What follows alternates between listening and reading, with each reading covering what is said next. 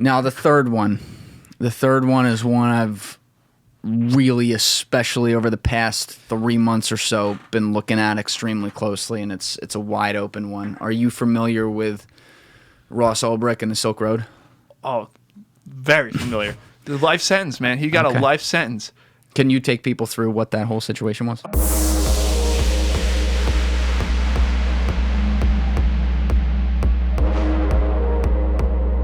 What's cooking, everybody? I am joined in the bunker today by my very good friend, Kevin Gallagher. Gallagher is a maritime attorney down in the beautiful, beautiful city of Miami, Florida, and I might say, the burgeoning potential Silicon Valley 2.0. If you haven't seen what Mayor Francis Suarez, a.k.a. the Twitter King, is doing down in Miami right now to attract technorati from Silicon Valley along with their venture capital friends, go take a look. It is insane, and we do talk about that today. Besides that topic, though, which, as I said, is discussed, there is one thing I do want to make a note of ahead of time, and that is about a 50-minute segment, something like that, where we discuss potential pardons and commutations at the end of the Trump presidency. Now, why is this important for me to give a note on? It's important for me to give a note on it because we are releasing this episode on January 20th. So within hours of Trump leaving office at 12 p.m. on that day. And so when we recorded this podcast, we didn't know whether or not he was going to commute or pardon the three individuals we discussed, which were Snowden, Julian Assange, and Ross Ulbricht. Chances are, if you're listening to this episode, we do know how that went, whether or not, he actually did it or didn't. That said, the conversations are not irrelevant at all because really what we did was dig into the full details of those cases. Not really with Assange, but we did with Snowden and we really did with Ross Ulbricht. We talked about him for about 35 minutes. So I think that there are things that these are not simple answers. There's a lot of nuance. There are pros and cons to going either way. My personal opinion is that I would strongly want to pardon Snowden and Assange and then also commute Ross Ulbricht. But look, there are upsides and downsides to everything. So I appreciated that part of the conversation. I don't think it's irrelevant at all, given the fact that you're probably listening after Trump already left office and it's all over, but just wanted to make a note of it ahead of time. Anyway, if you're not subscribed, please subscribe. And if you're watching this on YouTube, please hit the subscribe button, the like button for this video, and the bell so you can get some notifications when I post a video every day. Also, to all the people who have left 5-star reviews on Apple Podcasts with a comment, thank you very much. They're amazing. And if you haven't done that already and can take a minute to do that, I would really, really appreciate it. That said, you know what it is. I'm Julian Dorey, and this is TRENDIFIER. Let's go! This is one of the great questions in our culture. Where is the nuance? You're giving opinions and calling them facts. You feel me? Everyone understands this, but few seem to do it. If you don't like the status quo, start asking questions. The COVID kid, what's going on? What up? How recovered are you? I'm recovered, man. I got COVID, beat it like a bad child, and I'm here, man. I'm here. And what, it was like 4 weeks ago? Something like that?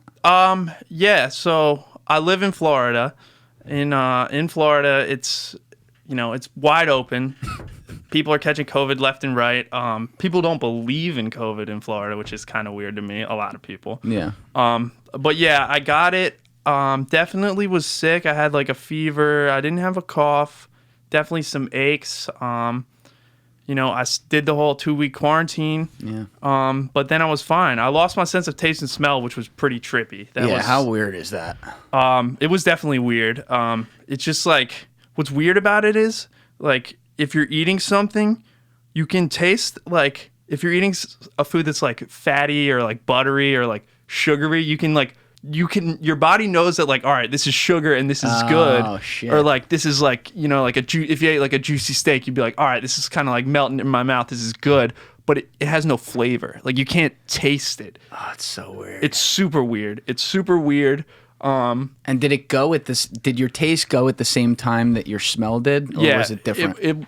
It went at the same time, and I knew it was happening. Like I knew it was gonna come because I was like reading like what the symptoms are. Yeah. And so I was like, every morning I'd wake up and I'd like, you know, like smell like my spice cabinet and be like, I can still smell it. And then like one morning I couldn't smell anything, and I was like, oh, here we go. Yeah. So, but yeah, I came back. I'm good.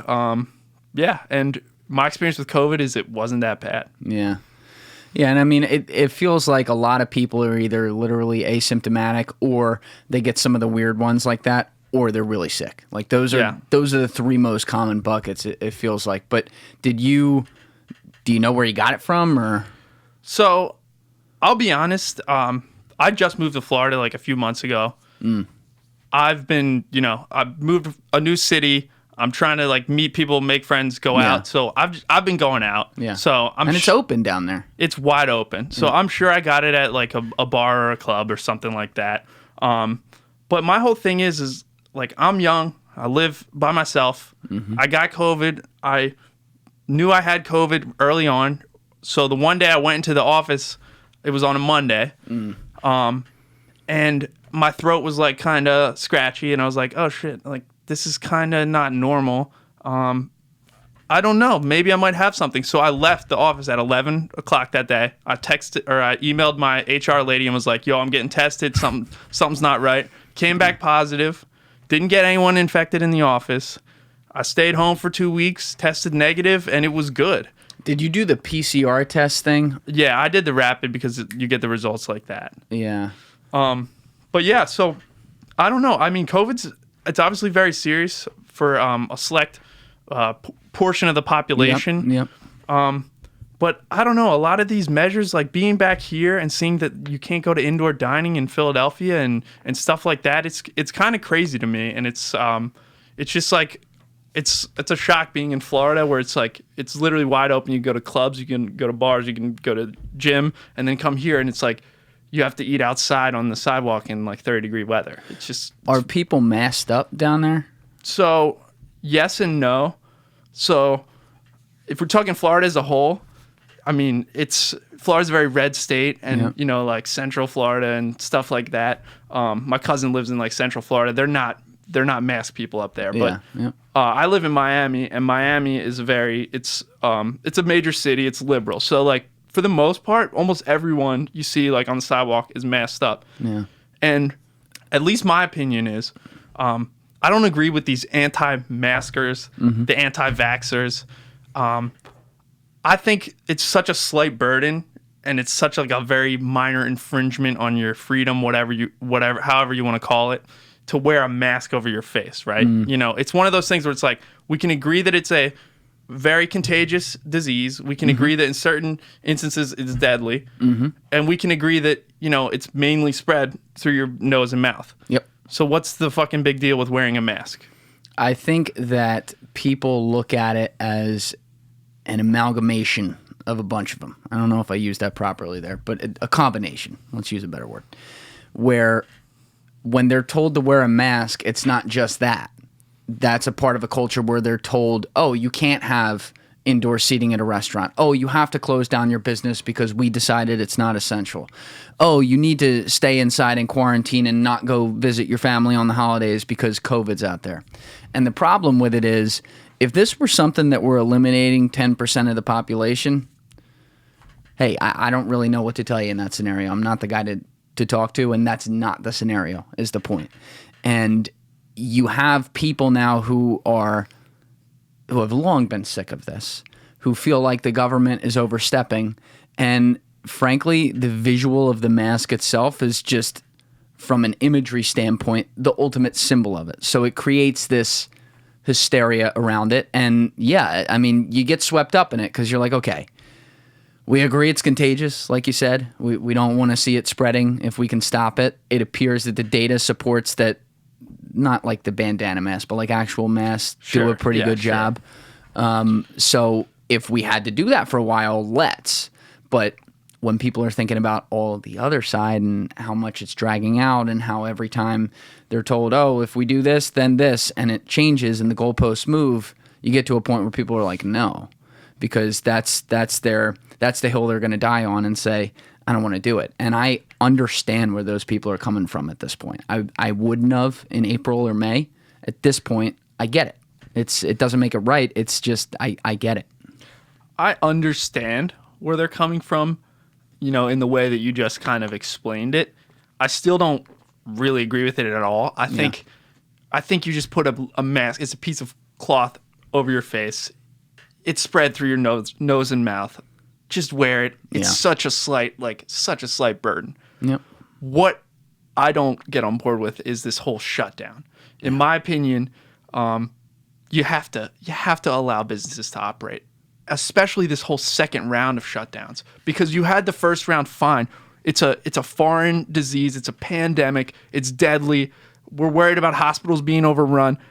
A lot of governments, they reacted in a certain way to protect lives. They said, okay, what can we do to protect lives? Let's shut it down. This is how it's spreading. If we don't have people going to these businesses, whatever. I just think, and now after you kind of had the shutdowns like roll back into opening up, and then indoor dining comes back, and then to have a second round of shutdowns, and it's also become so hypocritical and so just like arbitrary as like to what you can and can't do. It's like, all right, you can go grocery shopping, but you can't go to dinner with your family. Like I just don't get that, and it's and it's killing businesses that would otherwise be successful, profitable businesses are dying because of the government. And frankly, I just disagree with that. Again, I can get on board with the social distancing. I can get on board with the reduced capacity. I can get on board with a lot of taking your temperature when you go in there, all this stuff. But let a business operate. Especially when they invested in all that stuff too. Yes, you're changing the goalposts. Exactly. You're saying, okay, get plexiglass, do this, like make sure your employees are safe, do this. And here's the whole my whole thing is, if I'm going out, so again, I live in Miami, Florida. I'm young. If I go out to a bar or club, I'm consenting. I'm going out there and I'm consenting like, all right, I understand there's a risk that I'm going to get COVID and I'm going to get sick, right? And if you are going out and you want to go to a restaurant, you're consenting to getting COVID. And if you protect the employees, like the plexiglass, the face shields, stuff like that, and I think it is important you protect the employees and have measures in place and things like that. But at the end of the day, if someone wants to go out and eat in a restaurant with other people who don't have masks, who are eating, they're consenting to that, and they know the decision they're making at this point in the whole pandemic. Yeah, I heard an argument too about the whole point you're making about if you do it one place, why don't you do it another, and then how does it make sense? Somebody said just look at restaurants alone for a second and think about the mask policies there. They were explaining to me, if you have to wear a mask into the restaurant, cool, but then when you sit down at the table and you take the mask off for the meal, it defeats the whole purpose. It's arbitrary. It's arbitrary. Exactly. So it's like we're doing a lot of things for symbolism and not for the quote unquote science. And it doesn't change the fact that the science appears to say that it's highly contagious and airborne. So I mean, that would mean that you wear a mask everywhere all the time, but then how do you even have a restaurant in that case open? Because you got to be able to open your mouth to eat. Exactly. So the other problem is if you looked at the data out of New York, and I think this was just out of New York, but either way, New York City, burgeoning place. Sure. The contact tracing ahead of these second round of shutdowns to restaurants was 1.4%. And I've had that in previous show notes. What does that mean? It means that the cases that they've been registering, 1.4% of them were traced to bars and restaurants in New York City. Whereas, I forget what the exact number was, but it was in like the 60s or 70s, were traced to in-home gatherings. That makes sense. I mean, that makes perfect sense. Yeah. If a member of your household gets COVID, you're probably going to get it. You're going to get it. Yeah. So it's like they're shutting these people down and telling them what they can do after they spent all this money to make all these adjustments just to make less money, and they don't have the data behind it to shut them down again.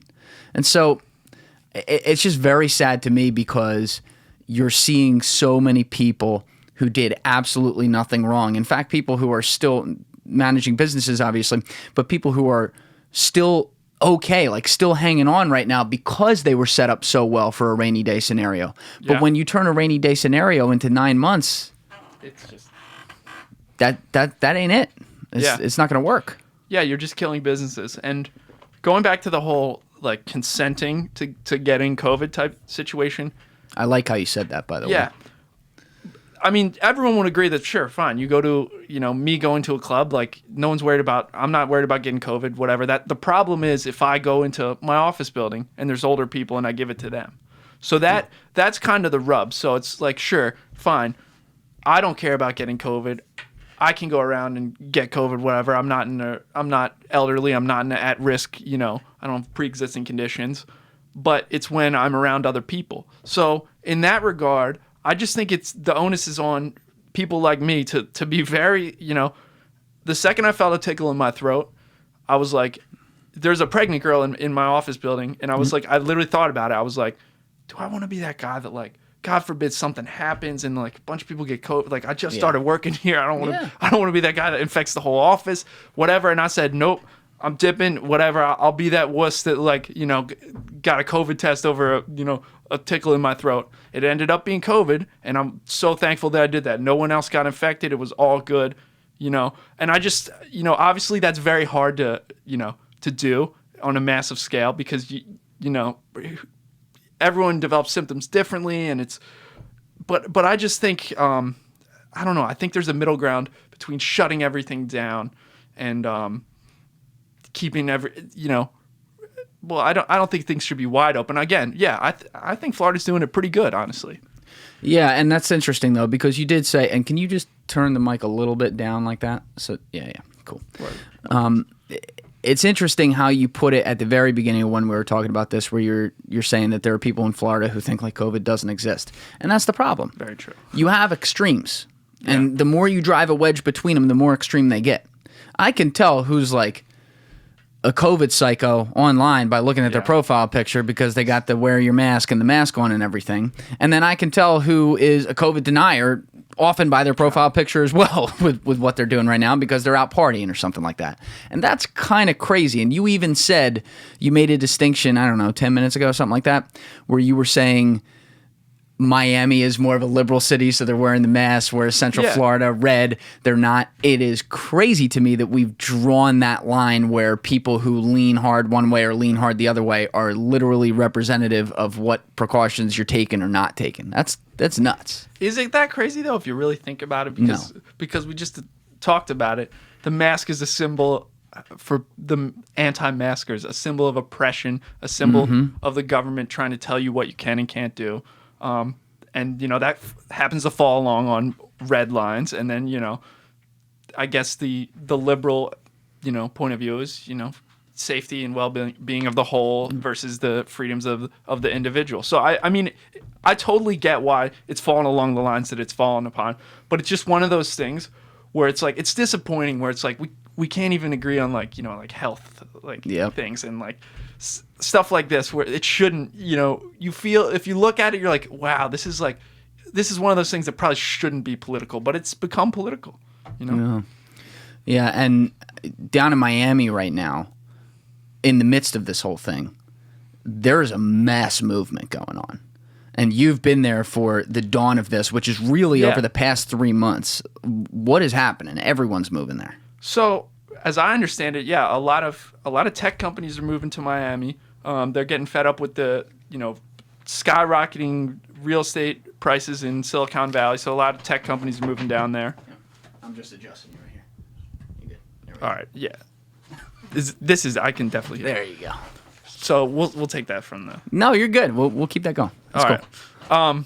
Right. You were saying a lot of tech companies are coming down there. Yeah, a lot of tech companies are coming to Miami again. They're fed up with the real estate prices in Silicon Valley. It's become, I guess, at the dawn of the whole like digital revolution, it was very necessary to be there, and you wanted to be in Silicon Valley. You wanted to make your presence known. That's becoming less and less important. If the real estate's out of control, they're moving to other places like Florida with more favorable tax rates. A lot of things like that. A lot of investment firms and like capital firms. Again, that's not really my area of expertise, but yeah, from what I read and I see stuff in the news every day, that's more and more companies and things are moving to Miami.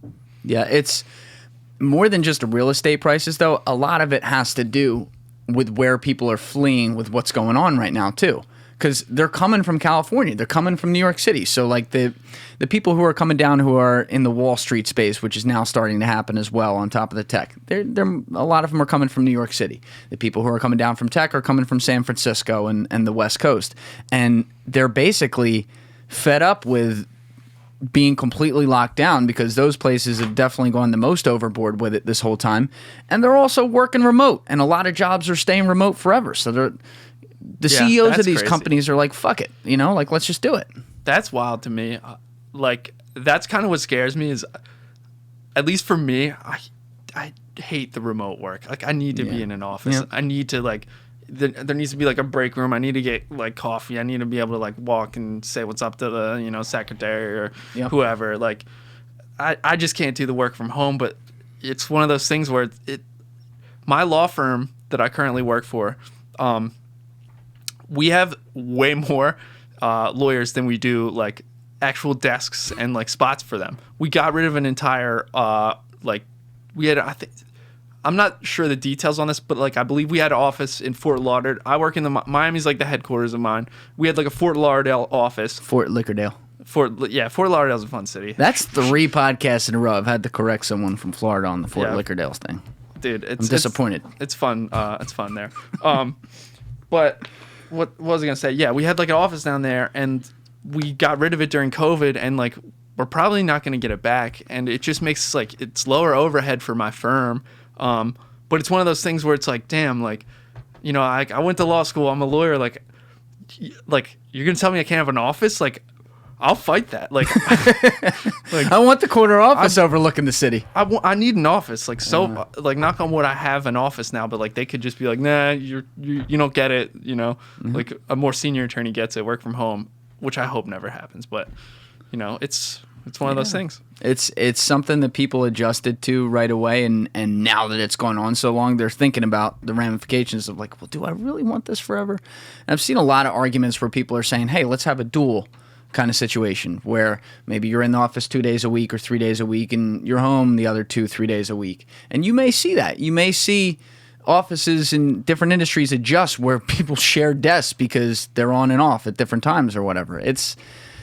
I don't know how it will completely end up, because the other thing is, it's not like, I mean, in Florida we have, so you've seen it a little bit, but across the country, it's not like we've had any kind of return to normalcy. So we don't know what people have decided the normal is yet, True. Very true. And the governor in Florida, DeSantis, he's getting a lot of shit for what he's doing down there, but pretty much, I guess, him and Texas are the two that are just kind of like, hey, anything goes right now. And what's the vibe down there, especially in Miami? Like, what do people think of him?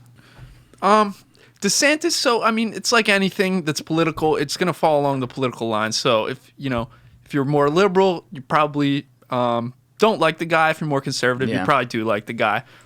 Simple. I haven't heard too much discussion about DeSantis specifically, which is kind of surprising, but there's not riots against him down there or anything. Certainly, people yes. freaking out. Certainly not the people that I'm associating with. Yeah. But again, if you're liberal, you probably don't like the guys. Yeah, I mean, even though he's got it wide open, though, the other thing we can't forget is that there's still a lot of industries that have been completely put at a standstill. So, yes, you may have more small businesses and restaurants and stuff like that open down in Florida than you do here, and they may be doing a lot better. That's great. It's a positive. But you think about Miami. Miami's a port city, for example. It's the most active cruise port in the country. Yeah. I mean, you could pull up the stats. I'm not totally sure. I believe it's like around 7 million cruise passengers a year when it's at full operation. Wow. I don't think a cruise has sailed from the port of Miami since mid-March. Zero. I know there are cruises sailing internationally. I don't think, at least from the major cruise lines like Carnival, Royal, Disney, Norwegian, I don't know that a cruise has sailed. Well, Disney's they're like Central Florida. But yeah, they do like Port Canaveral. Yeah, Cape Canaveral. Yeah. But yeah, to my knowledge, there's not been a major cruise line that's had a ship sail with like passengers. So Yeah, it's been totally shut down. I haven't heard anything about that in a while, just because they were talking about cruises and airlines for the first 3 months of this thing every single day, and now I feel like they never talk about it, because I know planes are still going, but I've heard nothing on Norwegian or Carnival or any of that since probably the beginning of the summer. Yeah, so the CDC actually issued like a no sail order, saying the cruises couldn't sail, and that I believe expired in mid or late October. And basically they said cruises can sail as long as they put in protocols to keep passengers safe. So to my knowledge, there still has not been a major cruise line that's had a ship sail out of a U.S. port, at least. I believe there's some cruise activity overseas, but it's a good sign, especially now the vaccine is in circulation. I think cruises start sailing, within 3 to 6 months. I think you'll see cruises start sailing. I think you'll see mandatory vaccines for passengers. Maybe that's a longer timeline, but I think the only way you realistically have cruises sail in this climate is you have mandatory vaccines for all passengers. Do you think people are going to adopt that quickly, though? I know people are looking to get out of their houses and go on vacation, no doubt about that, but that is the ultimate. Let me tell you about the average cruise consumer. They are loyal. Cruise consumers are loyal to that form of vacationing. Cruise consumers, and again, you'll have to pull the stats on this later, whatever you do your show notes. I read something that a lot of these cruise lines were staying afloat because they're selling and keeping the cash flow going, because they're selling cruises like in 2021 and 2022, because these cruise consumers are so eager and so loyal that they're keeping them afloat. They're buying these cruises years out now, and they're super discounted rates. So yes, I think Americans love to cruise. Well, it's worldwide, but like the people that like cruising, they're not kind of your casual vacationer. They live and die by that form of vacation, and they love the cruise, and I think they're going to continue to cruise.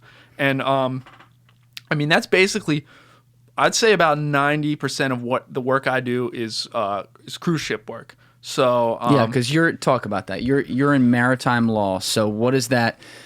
It consists of working with companies like cruise ships, but are you also working with American companies like that? Yeah, so we Logistics? do. So my firm does it all. So we do cruise work. We'll do cargo work. We'll do recreational. Like if you have your boat and you smash into another boat somewhere, and we'll do stuff like that. We'll do it all. But what I do in the group specific that I'm in, I do 90% cruise work, and then 90% of that is actually only with one cruise line. I'm not going to say the name of it. It's, whatever. But yeah, so we deal with, we'll deal with anything from like personal injury things on a cruise ship. So like if a passenger gets injured, if a crew member gets injured, we'll deal with sex assaults, which it's kind of surprising that happens a lot more than people realize on cruise ships. Really? Yeah. There's a lot of there's federal legislation, actually. I forget when it was enacted. I want to say 2006. It's called the Cruise Vessel CVSSA, Cruise Vessel Safety and Security Act. Part of that is these because there was like a plethora of sexual assaults, and there was not kind of this data being tracked on it, and it was kind of like, whoa, this is like, you have all these people getting turned up on a cruise, and like, that's gonna happen, and it was happening, and there was not a lot of data on this. Congress enacted the CVSSA that mandates reporting, and every time there's one of these incidents, you have to report it. You have to report it to the FBI, and you have to have like protocols in place to like preserve the evidence, like all this stuff. So it gets very complicated. There's a lot of like federal legislation at place when you have like an alleged sex assault on a cruise. What if you're in international waters, though? So everyone always asks me that, like, oh, what happens with international waters? Doesn't anything go? And it's pretty easy to explain, basically. So once a ship is 15 nautical miles to sea, they're in what's considered international waters. And when you're in international waters, the country that the ship is flagged under, the law of that country applies. So a lot of ships are flagged in Panama or Bahamas, So that just means if you're 15 miles to sea, the law of the Bahamas applies, or the law of Panama applies. Does that include U.S. cruise companies though? So it's tricky. So like that's the like substantive law, like on the books, like criminal law and like regulatory law. But when you get into like tort law and lawsuits and stuff like that, if it involves a U.S. passenger or a U.S. company, you can still bring suit in the U.S. under applying U.S. maritime law. So I don't know if that answers your question. I don't want to lose some of the viewers and get too complicated in talking about like it gets complicated, jurisdictional stuff, things like that. But it basically just means when you're 15 miles out at sea, then you can gamble, then you can have 18-year-olds drink, then you can, it just, the law that you're applying on that ship at that time. So totally changes. Yeah. Wow. So you guys do just like a lot of on the books work for them. So you're basically like in-house counsel for companies, cruise companies. No. So in-house counsel would be more, the job of an in-house counsel would be more to make sure that they would manage what litigation they have going on. So we work with the in-house counsel all the time. Got it. We do litigation. So you're taking those individual cases like the assaults and stuff like that. Yeah, and we're working up the cases. We're getting them ready for trial. We're negotiating with the opposing attorneys. We're managing these cases. But if you want to have this is an important question I got to ask. If you want to have a big maritime practice, do you pretty much have to be in a Florida or a Texas or maybe a California, possibly New York, because there are a lot of big ports there, versus anywhere else, just because you're close to the biggest ones? I'm glad you asked this question, Julian. Yes and no. So Florida is unique for a lot of reasons. Okay. Almost all of these cruise lines, which again, so I'm talking the cruise industry. Florida, as far as just general maritime, Florida is a huge. It's very significant because it has a huge number of boat ownership. Mm-hmm. I think they have the most boat owners in the country. It's just like it's a very boating like state. There's a lot of it's a very boating culture that there's the city of Miami revolves around like boats and like Fort Lauderdale and like Tampa and all that. There's just like there's so much opportunity where people are on boats and doing dumb stuff that yes, you're gonna have ample opportunities for work. Gotcha. Why the cruise industry specifically is based in Florida, I guess. It's based in Florida. Yeah, the big ones. Is because a lot of these cruise ships, they have what are called form selection clauses in their passenger contracts. So, again, I don't want to get too legal heavy for the millions of viewers out there, but we'll get there. Basically, we're working on it. But basically, what it means is if I'm a passenger and I buy a ticket and you're Royal Caribbean, you sell me a ticket, I've agreed that if I want to sue you, I have to sue you within the Southern District of Florida. That's a federal court in Florida. And the Supreme Court has upheld those types of clauses and contracts, and it just limits the litigation to the Southern District of Florida. So I could be from Minnesota, I could be from Tennessee. I have to, if I'm injured on a cruise, I got to sue you in Florida. So that's why the cruise industry is specific to Florida, specific to Southern Florida, and all the main cruise ships have their headquarters there. Royal does. I guess like Norwegian's U.S. operations are there. I'm not totally sure on that. I know Carnival. I know Royal and Carnival are for sure. MSC is another cruise line. Again, I guess you could look that up. Yeah, we'll check this. But yeah, so I know for sure like Royal and Carnival do. And yeah, it just means, it's just, okay, all the maritime lawyers are going to have to practice. If they want to practice maritime law in that aspect, they're going to have to practice in Florida. Now, if you want to do, recreational or cargo stuff, I guess you go to the more active ports. I think the port of Long Beach is the most active port in the country, and then I think it's second is Bayonne, New Jersey, which is New York, really. So Norfolk's a big one too, right? In Virginia, maybe. I know Houston is big. Houston's huge. But so it all depends on what aspect of maritime you're trying to get into, and there are maritime lawyers all over the country. So it just depends. Yeah. Do you personally check out the international cargo side at all? And deal with any cases around that, or are you interested in that? I haven't done that yet, but our firm absolutely does handle those cases. It just hasn't come across what I've worked on yet. Right. Because it's, first of all, when you look at the full logistics and transportation industry, we just take for granted that it is the biggest industry in the world. You look at trucks, you look at boats, you look at planes. They're getting shit to you. They're traveling all the time. I forget the numbers, but it's like literally in the trillions internationally. Oh, yeah. And yet it's also one of the most old school industries by and large, especially on the maritime side. It's ancient. It's ancient. I mean, they deal with like literal paper handoffs and stuff. Yeah, bills of lading. Yeah, they're paper. Yeah. It's crazy to me. And the other thing is, forget the fact that it's so ass backwards and old school.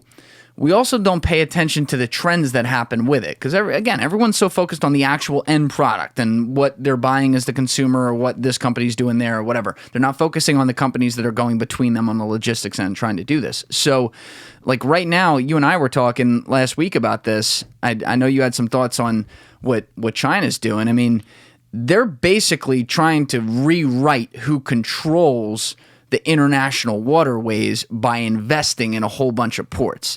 My question for you is that, if they're putting up billions of dollars into partnering with ports in Greece or partnering with ports in Panama or wherever, how does that give them? The obvious is that it gives them more power, but how specifically does that give them more power on the international stage to then be able to get control of countries versus just doing business investments to make money? Does that make sense? Well, I think it's both. I think China is absolutely investment minded too. I think they'll do something to purely turn a profit. But I think you hit the nail on the head. China is doing this stuff to exert influence and control. So one of the main things that I've read about, and I don't know all the details of it, I know that so everyone knows the Panama Canal, and the significance of the Panama Canal is if you're making that trip, you don't have to. So say you're making a trip from, you want to ship something from Europe to, let's say, California. You don't have to go all the way around South America and do that. You cut through the Panama Canal. Everyone understands that. And didn't we completely build that? We completely built that, and we owned it, and we gave it back to Panama. Yeah. When did that happen? I don't know when that happened, but I know that a lot of people think that like that was a mistake strategically. It seemed like, okay, maybe we should have kept that now, because China's now, I know that there's, again, I don't know all the details because it's all murky, but I know China's somehow involved with like financing the original Panama Canal, and it's getting the Panamanian government's getting tied up with China, and it could be like, there's a lot of people saying there could be like a kind of trade war sparked from that between the U.S. and China over the control of the Panama Canal. But that's just one aspect. They're now trying to build a second Panama Canal in Nicaragua. They're trying to fund it in Nicaragua, and it's supposed to be, so now there's these like super tankers that cannot fit through the Panama. They've widened and deepened the Panama Canal. They did that recently. Now there's these super tankers that cannot even fit through the Panama Canal, that China's now trying to build a canal that's big enough and deep enough to do that in Nicaragua.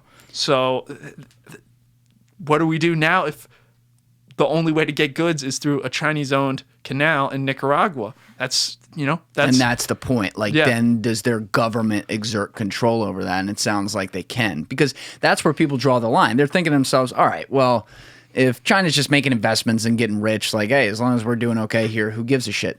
But when you then inject the fact that their government, what's the deal? Their government owns like 50% of all businesses. As I understand it, in China, you can't really, there's no such thing as like a private business, because every business, the Chinese government is a 51% owner. So there's no such thing as private business. That's pretty much my understanding of it. So then you have to worry about whether or not there's literal governing power that they then have, because they have all these countries tied to them via the investments in the ports. I mean, I went and looked at some of the Panama stuff, because you had sent me, this was a while ago. This was a month or two ago, something like that. You're reading, Julian, and I appreciate that. But yeah, I like the stuff you send me, because I never know about it. You send me something and it's like, I have never heard that story before, and then you look at it and you're like, wow. Yeah. Just because the amount of money flowing in. But you sent me one, I think it was on Greece, like the one they're investing in there. And then somehow I got into that Panama Canal thing you were talking about. And they were saying that forget the amount of money that the Chinese companies put up, again, kind of on behalf of the government, but they also just completely took advantage of Panama being in a really bad spot, which is a trend that China's had for a while. Because take advantage of economically distressed countries and like buy up their ports and buy up their resources, and then you kind of you have a lot of power over them in those situations. And it's just like, it's a scary trend. I'm not going to sit here and pretend like I know what the implications of this are. I don't even know, but it's something that China's basically trying to just control from what I gather, control the shipping industry. And when you control the flow of goods, that's a lot of control to have. It seems to me like their main area, very clearly that they've quadrupled, quintupled, whatever down on, is tech. And then just putting this all together and learning more about this in the context of transportation and their investments there. I mean, the goal they had was, I think, $1 trillion in investment in, I forget exactly what it was for Xi, but the number was $1 trillion over a certain number of years, and it wasn't that many years, to go specifically into transportation, which I guess is then literally doing what you're showing me they're doing, which is investing in these ports. And so now I'm thinking to myself, okay, they get tech, which is the ultimate battlefield, and now they're going after, to your point, literally how things move to and fro around the world. What more do they need if the government feels like they have control of those two things and feels like they have all the continents besides ours tied to it? Well, I think China's kind of their trend is that they're never satisfied. So I mean, one of the articles I sent you, if you read that article, and I sent you a few articles, and I forget what I sent you, but one of the articles I was saying, the article itself said China could start using these ports in these foreign countries to say, okay, we own this port, we're going to stash our military ships here. Yeah. Strategically, like, that's a problem too. So now China has battleships all over Europe and South America. That's a problem. Yeah. And what's a country to say? Okay, fine, you can have a ship here. Well, now you have a ship here. Now you have a military presence in this country. What's next? What are the implications of this? I don't know. And is that actually going to happen? That was theoretical. The article I sent you, that was theoretical. Theoretical, yeah, but it's something that's it's kind of scary, and you start thinking, whoa. And the other scary part is that some of our ally relationships aren't the greatest right now, just because Trump, having been in office, went after NATO, kind of went after the EU in some ways, wasn't exactly friends with some of the other first world countries that we've been longtime friends with. And then you have to remember, they all respond to the same kind of thing. They need money inflowed to their country. So if they're having tense relationships with the United States on some stuff, well, another buyer is going to come into the marketplace, and they're going to go to whoever that buyer is and sell the goods. And you've seen China do that. And I don't know nearly enough about it. I'm trying to learn more, but it's complicated. It's actually it's not like you just read an article and you understand it.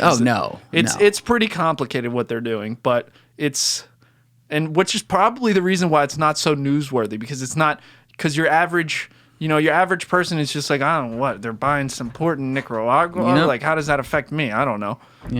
But it does, and it has the potential to affect our lives significantly. Yeah, and we're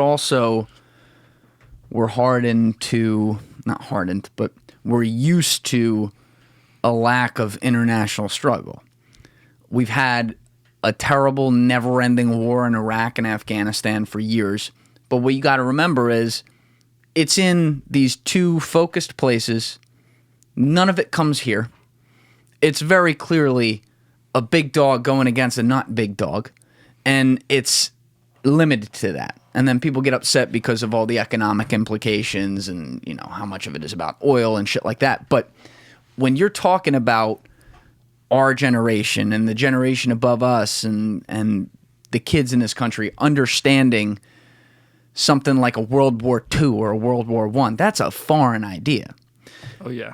I also would like to think, and this is my hope hat on, that because we have so much instantaneous international communication now between countries that we didn't have back then, there is, and so many different quote unquote multi-country boards set up, most obvious one being like the UN and stuff like that, and all these international laws. Because of all that, my thought is, hey, we could avoid things like that just because there are enough cooks in the kitchen who are completely aware of what's going on. It doesn't change the fact, though, that, to your point, yes, all this stuff may look complicated, but when you start to add it all together and say, like, okay, technology, transportation, buying up other continents around us and everything, that doesn't oh, wow, they got like 1 billion, 2 billion people living over there. That's not the greatest, and it's not exactly a free government, it's a communist government. Not at all. We miss it in this country because we're not used to looking for it, is my point. And that's a scary thought. Yeah, I would totally agree with that. We kind of live in a bubble in a sense, and there's a lot of strings being pulled internationally behind closed doors, sometimes, in broad daylight. But, these are things that we should be aware of, and, I think they should be discussed, and I think people should know about this stuff. You know what, though? We don't even educate in, whether it be high school or middle school or college, we don't even educate on financial literacy and basic things like that. And then we sit here and we want to educate people on international problems. I want to talk about. I'm glad you brought that up. I have thoughts on that. Everyone, go off. This might be totally sidebar, whatever. Do it. Let's go. Everyone talks about, we're not teaching taxes in school. Do you know how expansive the tax code is? Do you know, like, you have to in order to you can't just teach taxes. Like, taxes change year to year. It's so complicated. The tax code is like fucking like 3 volumes, and it's huge. You can't teach taxes. What you can teach in school is what they are already teach in school is critical thinking and reasoning and basic math, so that you can, Okay, yeah. So you can read, your tax filing and figure out, okay, should I do this? Should I do that? You can't. Fair. Taxes change. It changes so much that it's kind of useless to teach taxes. Now, that's the whole taxes thing. Should you teach, what a mortgage is? Should you teach what an asset is? What appreciation is? What amortization is? Interest rates? Sure, I think you should, some of that, I'll hedge on a little bit of this. If you're in business school, and I talk to a lot of different people who went to a lot of different business schools, some of that they do really go through. It's like if you're in other majors, even if you're an engineer or something, they don't go through any of that.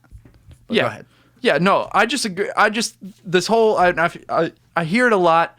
It's just like, we should teach taxes in school. We should teach taxes in school. And it's like, look, you already have the skills to, if you teach comprehensive, you teach reading comprehension, you teach critical reasoning, critical thinking, you have the skills to understand, okay, what's being asked of me on this, as far as like a single filer, like, just regular Joe Schmo to do their taxes, you know. The tax code is just too expansive to teach itself in schools. You know what? I actually don't totally disagree with this point. At first, when you were starting to go at it, I'm thinking like, all right, I might end up disagreeing with this. But where I would push a little bit on the tax example in particular is that there are some basic things like income brackets and how they work, how marginal taxation and stuff works, absolutely. Stuff like that.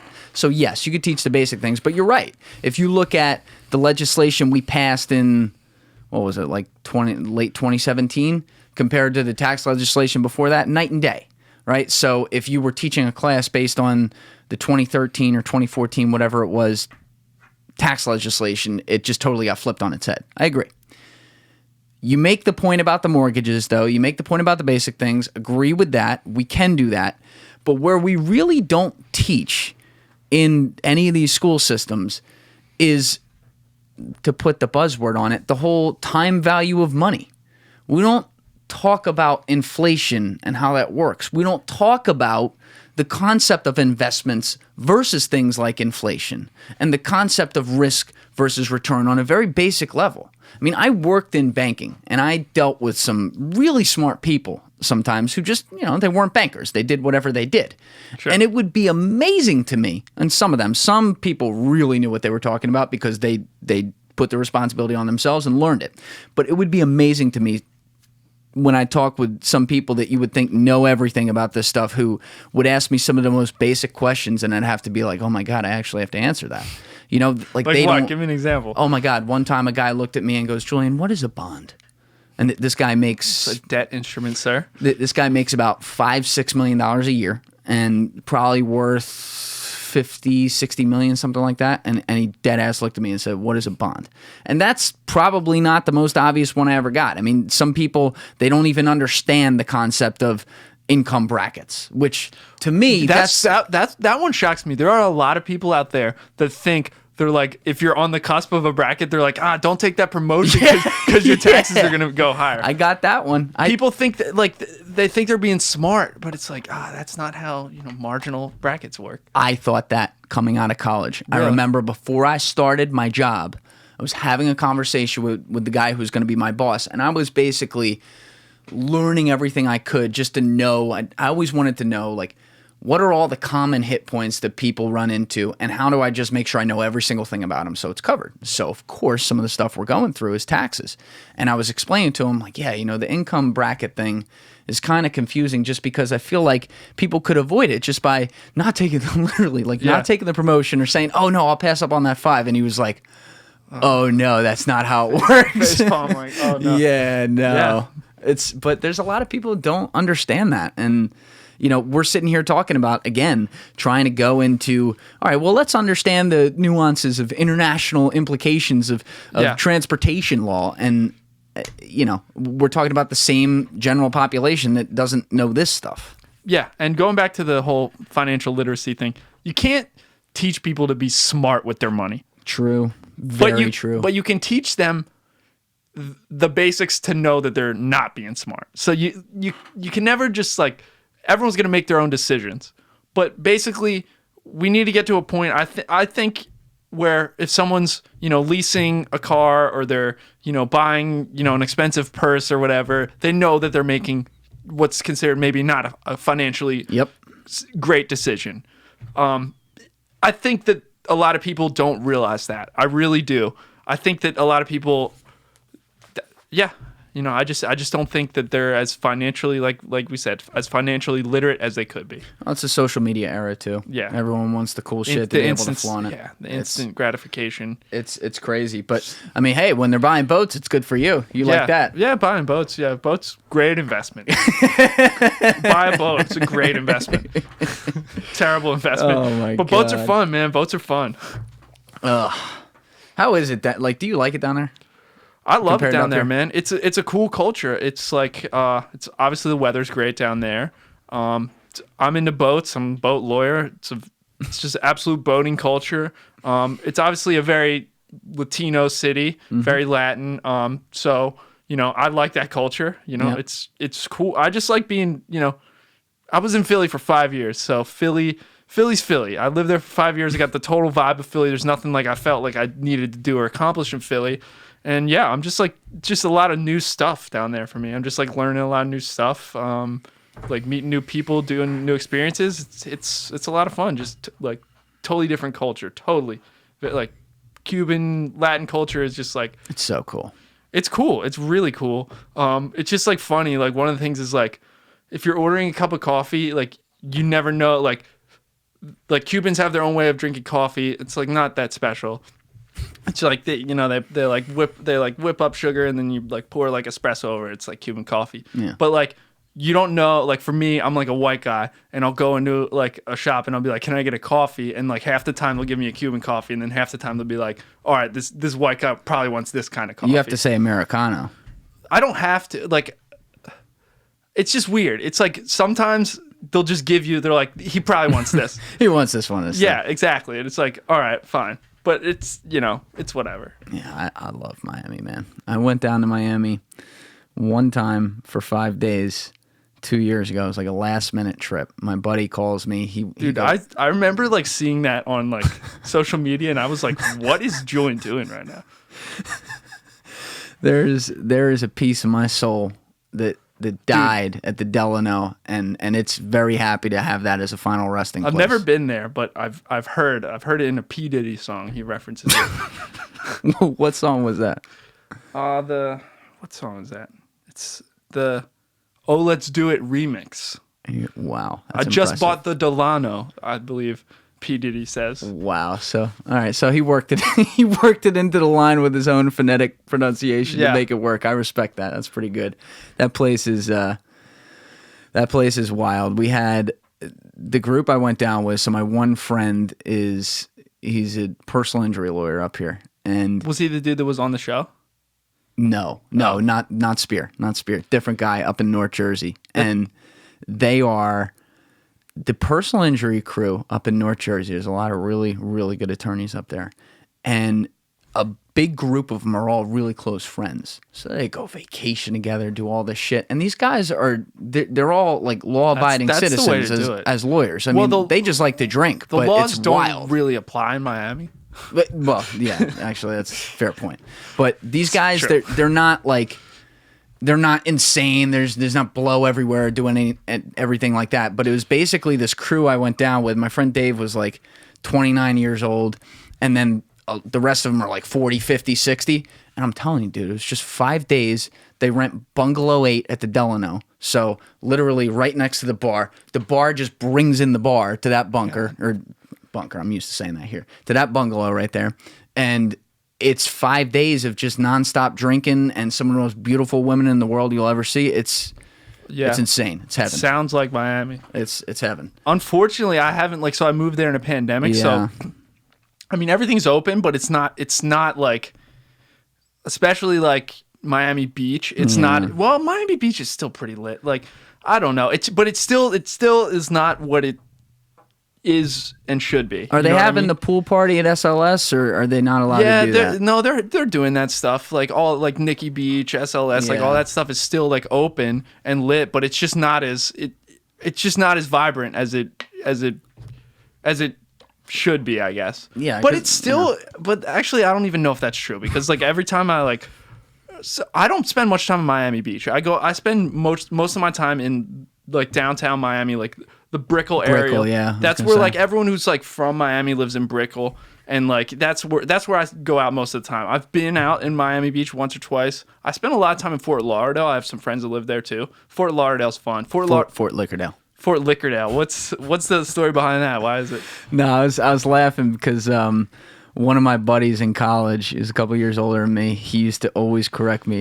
He has this really cool, like, higher pitched, raspy voice, and he was from Fort Lauderdale. And every time I'd say Fort Lauderdale, I'd be like, "It's Fort Lickerdale," and I'm like, "All right," and it beat into my system. So now I've had two guys in here before you who were, I guess, like a few episodes ago, where they brought up Fort Lauderdale because they were both Florida guys as well, and I had to repeat Fort Lickerdale. So my guy who taught me that was texting me like, "I love it, I love it, I love it. That's great. You know, you're spreading the word." No, I could definitely see that, man. Fort Lauderdale, the crew I go out with there is just like, so my one buddy's in the Coast Guard there, and he's just like a Coast Guard guy, loves to drink and like loves to party, and like, yeah, we're just like goons every time we go out there. So like I've had a lot of fun nights at Fort Lauderdale. I've had a lot of fun nights in Brickell.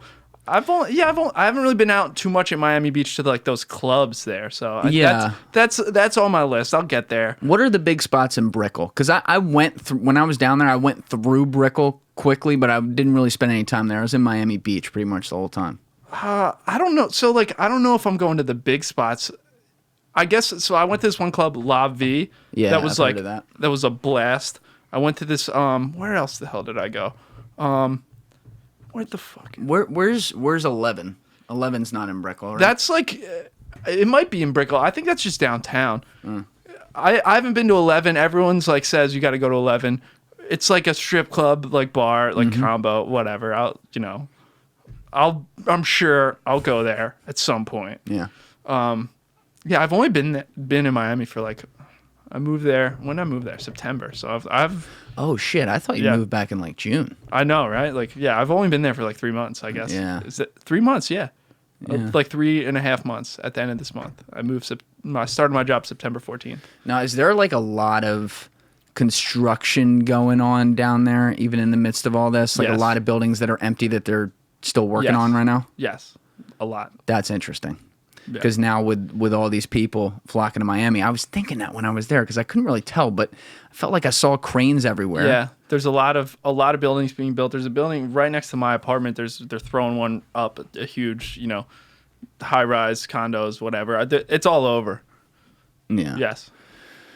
Yeah. Because do you know the size as well? Like the actual, roughly the size Population? of the no, not the population, like the geographical size of the Miami city limits. I've never looked that up.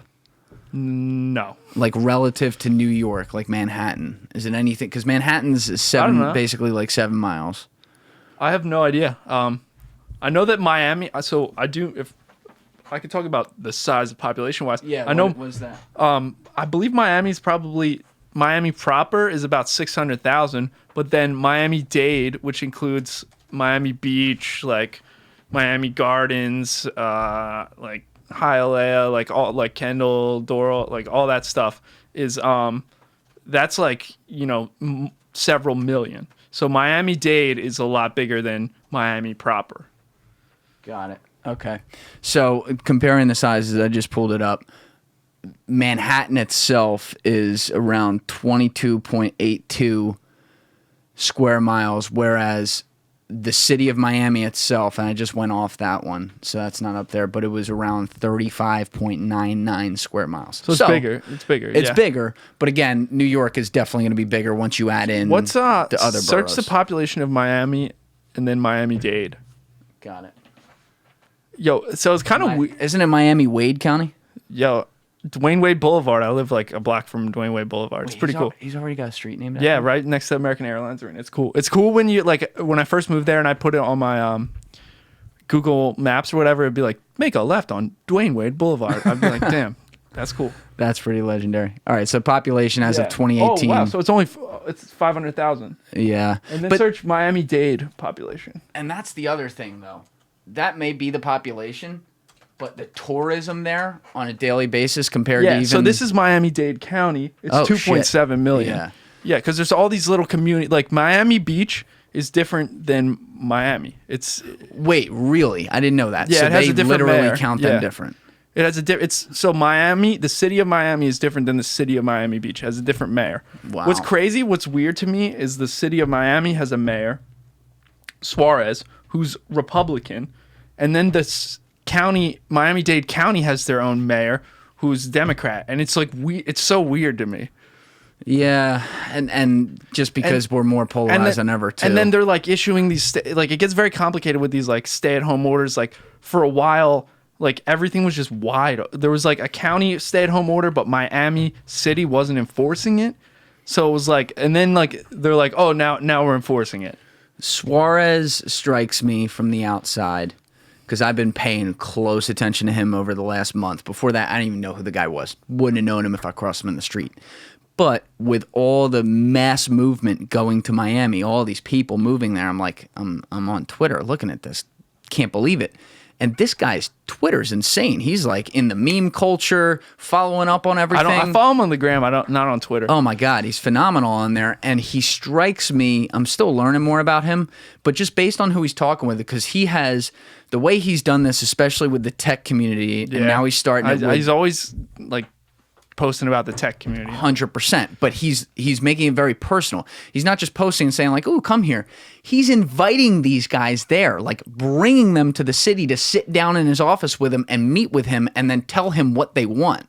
And when you listen, when you see what he's doing, what the vibe of the city seems to be from the outside there and everything, and then you also see he's been meeting with, when you're looking at some of the people he's meeting with people on the far left or far right, I shouldn't say far, but on the pretty hard conservative or liberal sides, all alike, and everyone has a high opinion of him, which is pretty cool. So he kind of strikes me as this pragmatic, South Florida centrist kind of, let's just have a nice city and get some good business here and have a good community kind of guy. That's what it seems like to me, but I don't know. I don't have a read on him yet.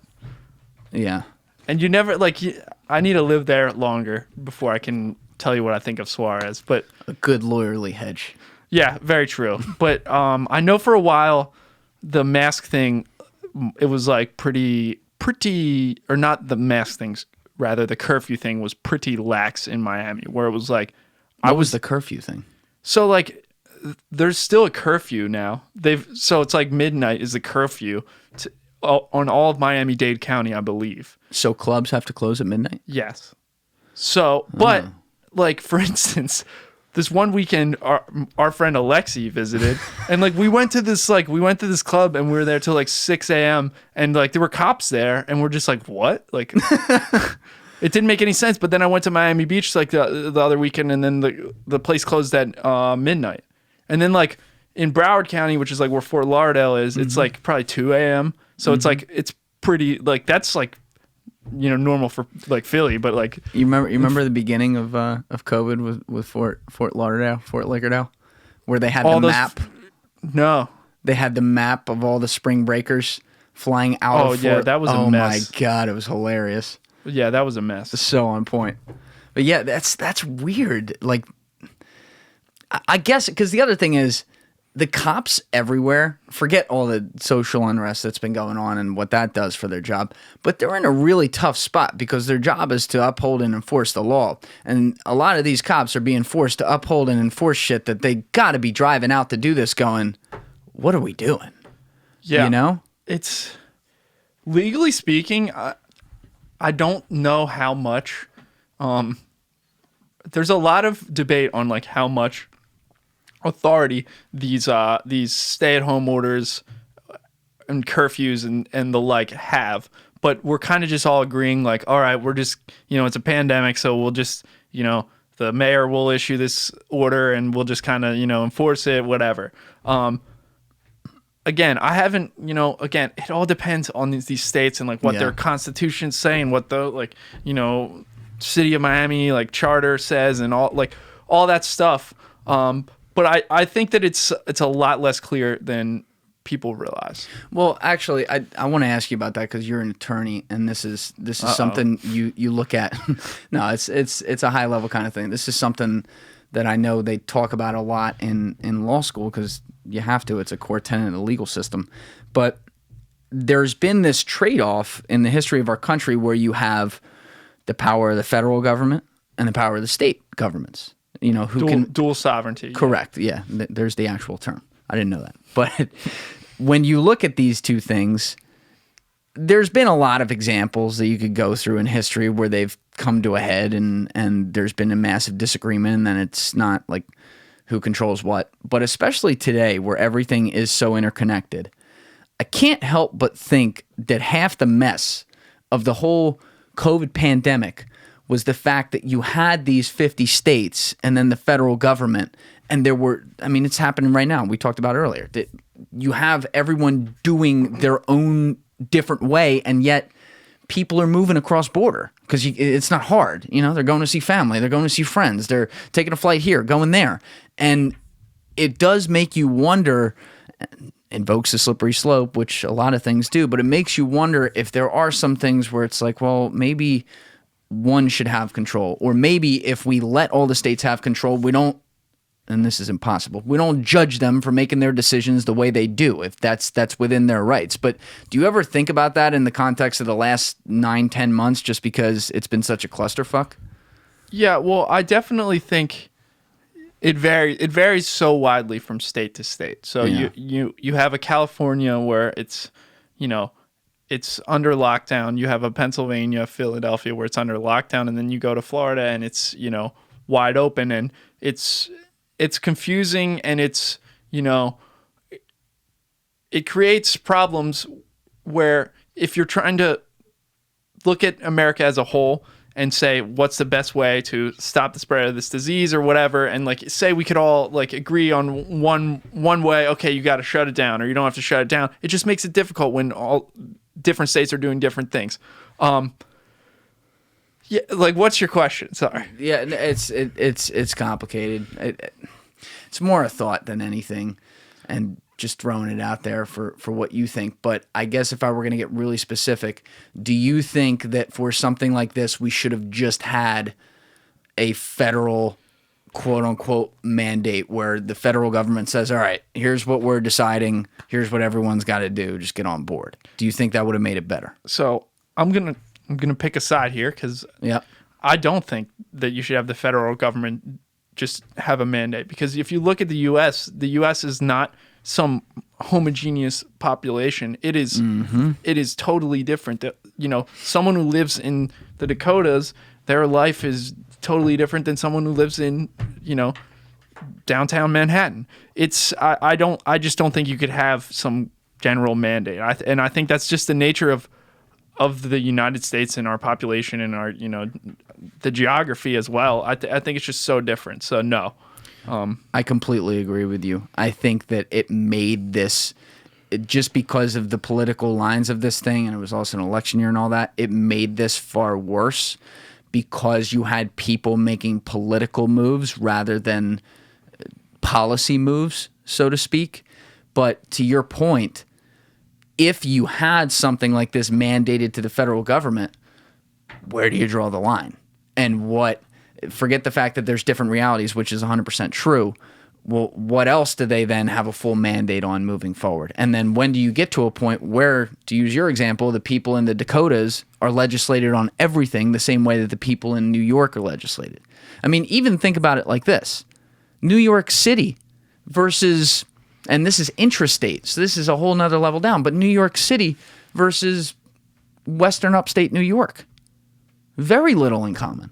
Just different worlds, I've actually thought about that before. It's kind of wild. Yeah, so I agree with you. It's just, it's hard not to look back at this and say, well, what if we had done this or had done that? Just because here we are, second round of lockdowns, people still yelling at each other and claiming that you don't value life if you're anti-lockdown, or claiming that you're a prisoner of the state if you value lockdown. It's a very hard place to be, and a lot of it is drawn back to the fact that you couldn't even get the states and the federal government, or just the states alone themselves, on somewhat of a same page as to how to go about handling this whole thing.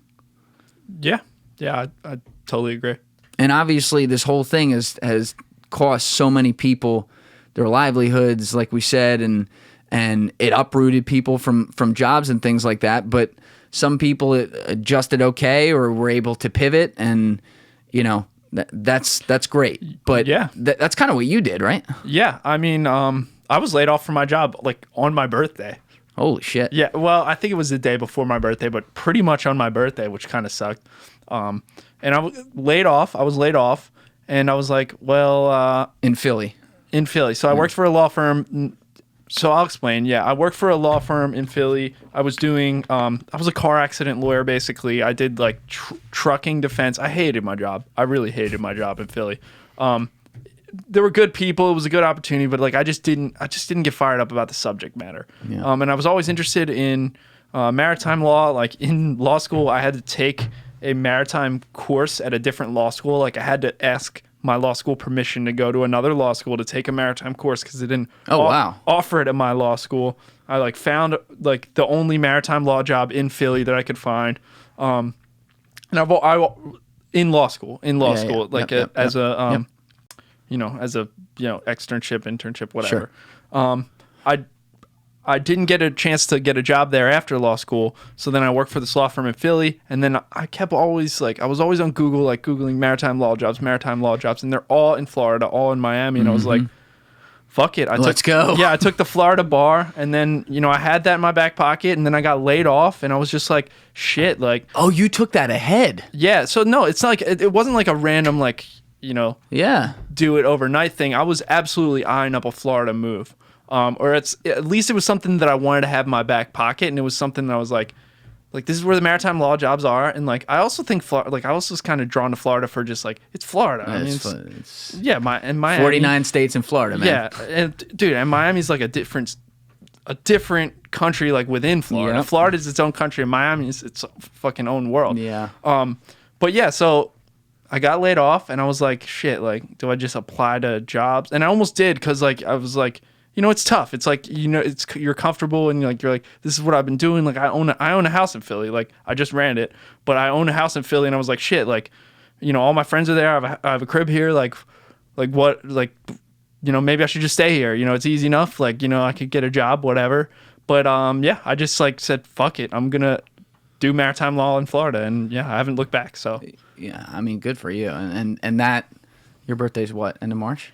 July. Oh, I was totally off there. Sorry, pal. So this is just mid-pandemic. You had to think on your feet with this. But you had taken the bar, what, like a year before or something like that? Yeah, I got my result. I took it in February. February. Okay.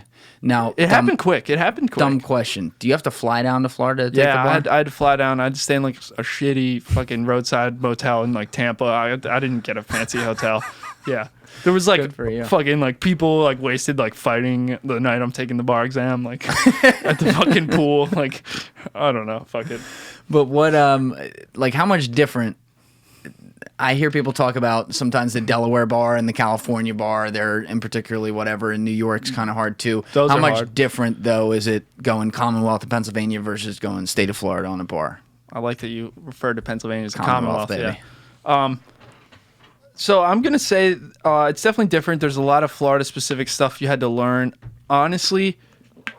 And like this might get very legal specific. You have to learn like the civil procedure, the rules of court. I had to learn that for Florida. I had to learn like certain like the rules of evidence, things like that. But for the most part, the law is the law because, you know, people decide like this makes sense. So it's not going to be that crazy different from state to state. There is certain little specific things, and they'll usually test on those differences. They'll test on like, all right, in Florida they do.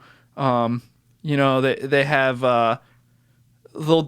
this weird rule about, you know, you have 21 days to respond to this versus you have 30 days in this other state, and they'll test on that stuff, and the bar prep companies will focus on those areas. I'll be honest though, there's like certain subjects that I just didn't have time to study entirely that I just like kind of guessed on, and I was I passed. So I was like, you know, I hope they do wills and trusts the same as they do in Pennsylvania and Florida, and I guess it was close enough because there was a bunch of questions on that, and yeah, so it worked. You can kind of honestly, it's not as crazy as you'd think. Like you can kind of guess on a lot of stuff and make educated guesses based on like how would Florida do this? You know?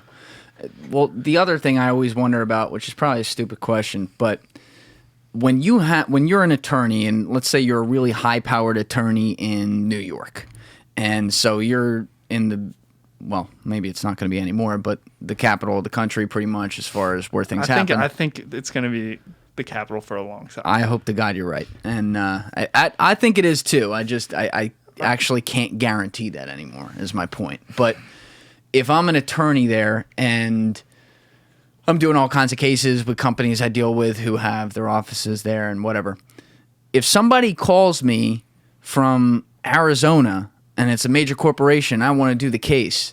If I'm not passed in the bar in Arizona, am I allowed to lead that case in Arizona? So you can, if the case is like involving a court, let's talk litigation. Say it's like a big lawsuit in Arizona. It's in an Arizona court. You can get an Arizona attorney to sponsor your admission on that, like a purely case-by-case basis. It's called pro hoc vice.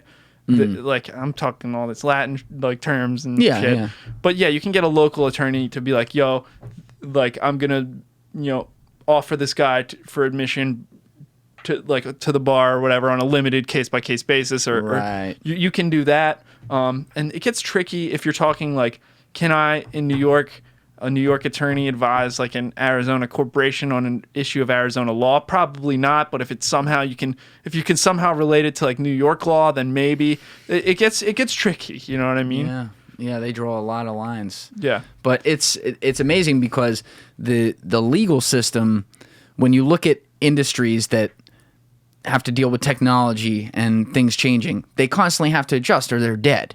The legal industry, so to speak, doesn't really have to do that because they run it. You have to get into it. It's got a huge high barrier of entry. It's backed by literally the legal system, which is run by a lot of lawyers. Yeah, it's run by, the courts. Yeah, exactly. So they can go, like, if they wanted to still have judges wearing the powdered wigs and stuff, they could do it. In the Bahamas, so I deal with a lot of like Bahamian law and stuff. And really? Yeah, because one of the major companies I work for were flagged in the Bahamas, and like our contract. I mean, basically, Yeah, the first hearings I had was before a Bahamian judge. It was and in a case applying Bahamian law, but it was in the U.S. because it was an arbitration case. It was like, but no powdered wigs. But like I was googling pictures of like the Bahamas Bar Association because I was curious, and like there's all these just dudes wearing wigs. It's like it's kind of funny, but. Yeah, I knew at a young age I couldn't be a lawyer because some people, like, I'd make decent arguments to be like, oh, you should be a lawyer, you're a good arguer or whatever. But I was like, dude, I remember watching the movie My Cousin Vinny, and that guy, I watched that literally 2 nights ago. I was on TV. Oh, it's how classic is that movie? It's a great movie. It's one of the best of all time comedy wise. But I would watch that movie.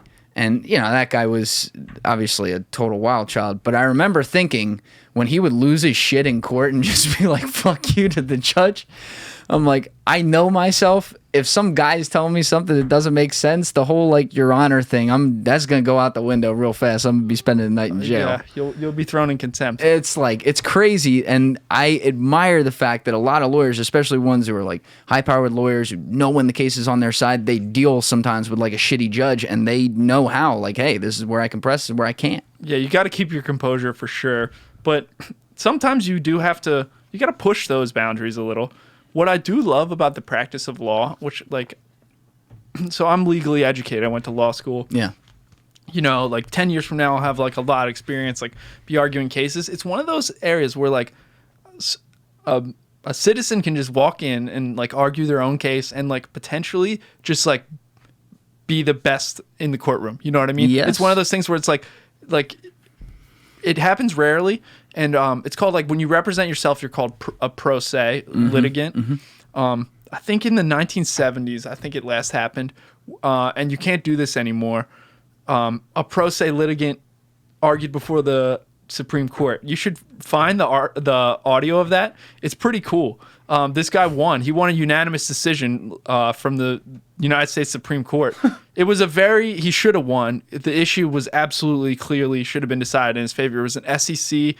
It was like someone versus the SEC, Securities Exchange Commission. But it's a really cool audio to hear this guy. And, like, he's kind of, like, he starts off, like, messing up a little. Yeah. Yeah, I'm trying to pull it up here behind you. Search last pro se litigant in the U.S. Supreme Court. Pro se litigant winner in the Supreme Court? Well, I think it was just the last one. Yeah, that would be fine. Just search it. All right, let's see. Because if I could get that audio, that'd be really cool. I think about this a lot just because, like, it's... New York Samuel Sloan was the last non-lawyer to do it when he represented himself in 1978 in a lawsuit involving stock trading. Yep. Wow. So he had no lawyer. Did he have to have anyone in there with him? No. So now that they made a rule, and that was 2013, they made a rule that in order to argue before the Supreme Court, you have to be a lawyer. So in theory, you could still be pro se, you could still be representing yourself, but you'd have to be a lawyer. So he couldn't do what he did today. No. Got it. Yeah, I don't know. So actually, I'm kind of nerdy with this stuff. If you search the name of the case and you go on this website, it's called oyez.org. How do you spell Oye? OYEZ.org. Okay, and it's Samuel Sloan? Yeah. Oh, here we go. Pro Googler. We'll go all. Yeah, so yeah, click that. And this may have the audio? Yeah, it will never, there won't be video. There's no video. But okay. Yeah, you'll have. That works. All right, this is like 154. That's not too bad. That's the opinion. That's when that's when they just gave the result. Yeah. Duh. Click that, though. The second one? Yeah, that's the first one. I think that's... All right. Let's just cut to the middle, see if he's there. That's Harvey Pitt, so the his name would be Sloan. All right, let's see where Sloan talked. It might be in the other one, so I click the other one. Okay, so that was the second oral argument. Mr. Sloan, yeah, there you go. Okay, let's try this one. And he fucks up at first. You can tell he's like... Continue the arguments in Securities and Exchange Commission against This is wild Sloan. that this is here. Yeah, it's cool. This is from the 70s? Yeah. Mr. Sloan, are you ready? Mr. Sloan, you may continue whenever you're ready. Can you imagine being that Chief guy? Justice, and may it please the court, I wish to bring the attention of the court to a small factual matter which came to my attention yesterday. You mentioned 36 trading suspension orders, and the source of this is because on page 122 of the appendix there is a list of orders And there was a typographical error in that the Holy SEC shit. when they It's pretty, when they copied like, my legally dense. original That's what I'm saying. petition, He talks like a left lawyer. out the December 25th, He did his homework. 1975 Oh, yeah. order. The question I put, Wow. Mr. All Stallion, right, I'll was cut it there purely at 50 hypothetical. seconds. Wow. But like I've actually, I'm kind of nerdy. I've watched or listened to the whole thing. There's points where he'll be like, you can tell he's absolutely not a lawyer because he'll be talking about like other stuff that, and they'll have to remind him, they're like, Mr. Sloan, that's not what is at issue today. Like that, like a trained lawyer wouldn't be, you know, and he'd be like, what, like talking about something and this happened and this happened. He'd be like, no, the issue is this specific issue. That's why you're here. Now, that is his legal right to represent himself, and at that point, he could still do it at the Supreme Court. So it was his right to do it. If you're a judge, though, and you know that he has a constitutional right to that, are you required to be more understanding or more lenient to give him shots to get things right because you know that he doesn't know it? No, you're not required to. But so I've worked. So after law school, my first job was I clerked for a judge in Montgomery County. I clerked for a common pleas judge. So literally, like I was, you know, I'm his right hand man, and I would say that 99% of maybe 90% of judges will give a pro se litigant, if they're not making a mockery of if they're like taking it seriously, they'll give them a little more leeway, and they'll help them out, and they'll kind of steer them on the right track. Pro se litigant in a criminal case is a mess. Oh man.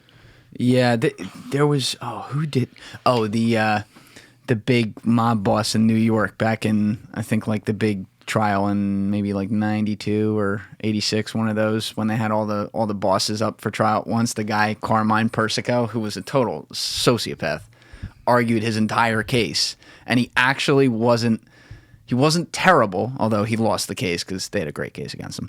But he also got the jury kind of rooting for him a little bit because he was hilarious. Like, he was a funny New York Italian guy, and he'd be like, "I object," dude, and the jury would just be laughing their ass off. But it's like, I can't even imagine having to fight logically out loud as a non-lawyer in a court of law for my own freedom. That is a crazy concept. It's stupid because you are entitled an attorney under the Constitution. Like, if you can't afford one, like, you're allowed representation. You should never ever be your own lawyer in a criminal case. Are the public attorneys though?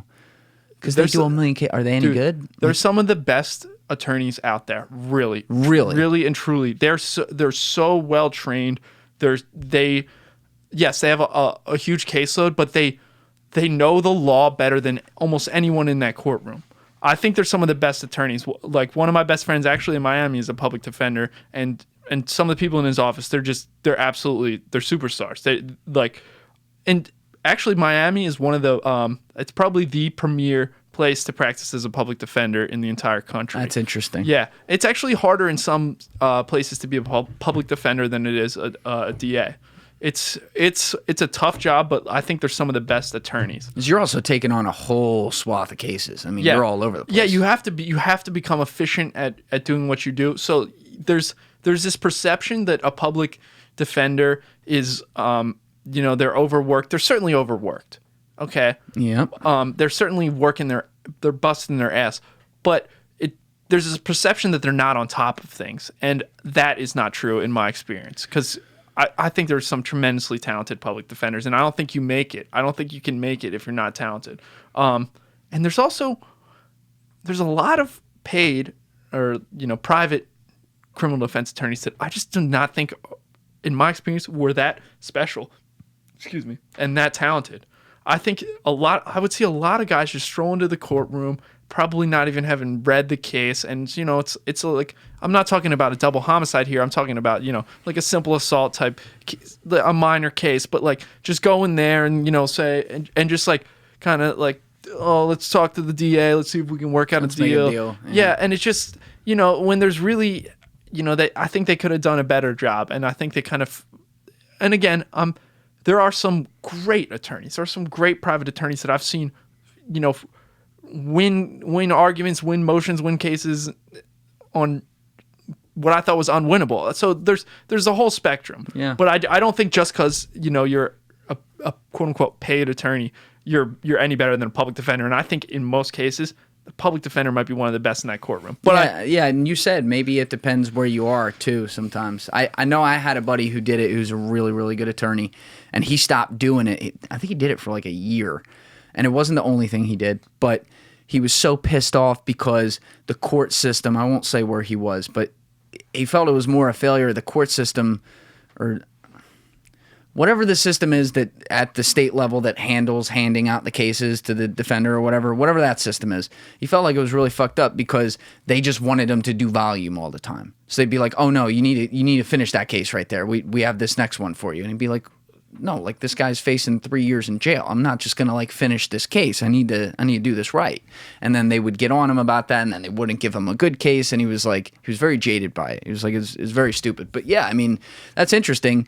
And it does make sense just again because of how many potential things you deal with, because you don't know what's coming across with that. It's not like I'm going to focus on this type of crime or that type of whatever, you know? Sure. Well, and they do have that to a certain extent. Like you'll have public defenders that will focus on, like sex crimes or, like violent felonies, stuff like that. And like, it's the same with the DA's office. You won't just have a guy who's, who's been doing nothing but, like drug deal cases suddenly handle like a homicide case. Like you'll have, and it's obviously like, the longer you work there or whatever, but yeah, it is somewhat specialized, but there is a lot of times it's not though. A lot of times it's just like whatever case, but like the big cases, if it's like a homicide case, you'll have a different attorney handle those cases within the public defender's office. Have you ever had an interest in criminal law? Yeah. Oh, I'm super interested in criminal law. I thought that's what I wanted to do for a long time. And I worked for a criminal judge for a year. Well, he was actually half in civil, half in criminal. But yeah, I'm very interested in criminal law. It's such a crazy concept to me. This is something that a few times a year, for whatever reason, I don't know, I'll be looking at something and then I will think about this for an hour or 2 hours. But the idea of either side of it, whether you are a defense attorney handling a big case where there's a lot of jail time on the line, or you are a prosecutor, or then even at the top, you're the judge and it's your job to figure out how to create a deterrence and hand out punishment or decide what to do. The idea of someone sitting in there and their literal sanctity and freedom being on the line, I mean, look, it's heavy. Yeah. It's heavy. Yeah. It's heavy. Yeah. And I've observed, so when I worked for that judge, I observed a lot of criminal trials, and it's just super interesting to see the things that unfold at trial and the things that like you wouldn't think are important pieces of evidence, or like you wouldn't think was important, that end up kind of being, oh wow, like, we thought this evidence was important. So there's two types of trials. There's a jury trial versus a bench trial, and we had a couple bench trials. What's a bench trial? A bench trial is when you say, okay, judge, you decide this case. Oh. Yeah, okay. So I'm the clerk of the judge, so it'd be a couple day trial, and like after every witness, we'd go back into the judge's chambers and we'd talk about it. Like we'd say like, oh, I don't know about this guy. I didn't know if I believe this guy's testimony, or like, yeah, his testimony was totally on point. I'm trying to think of some specific cases. And obviously I wouldn't say what my judge and I said behind closed doors, but there was one interesting case where we had, the case was, the judge found the guy not guilty at the end of the day. It was a guy, he was a former police officer at the University of Pennsylvania. He was accused of beating the shit out of his ex-girlfriend's like new boyfriend, right? He just like pulled up on her and just like beat the shit out of this guy. Yep. That was what's alleged. And then he argued self-defense. And what I think self-defense, if you're going to argue self-defense, you got to go bench trial, because it's one of those it's like a legal heavy argument that you want like a learned judge deciding that. And my judge in that moment decided, all right, he's not guilty.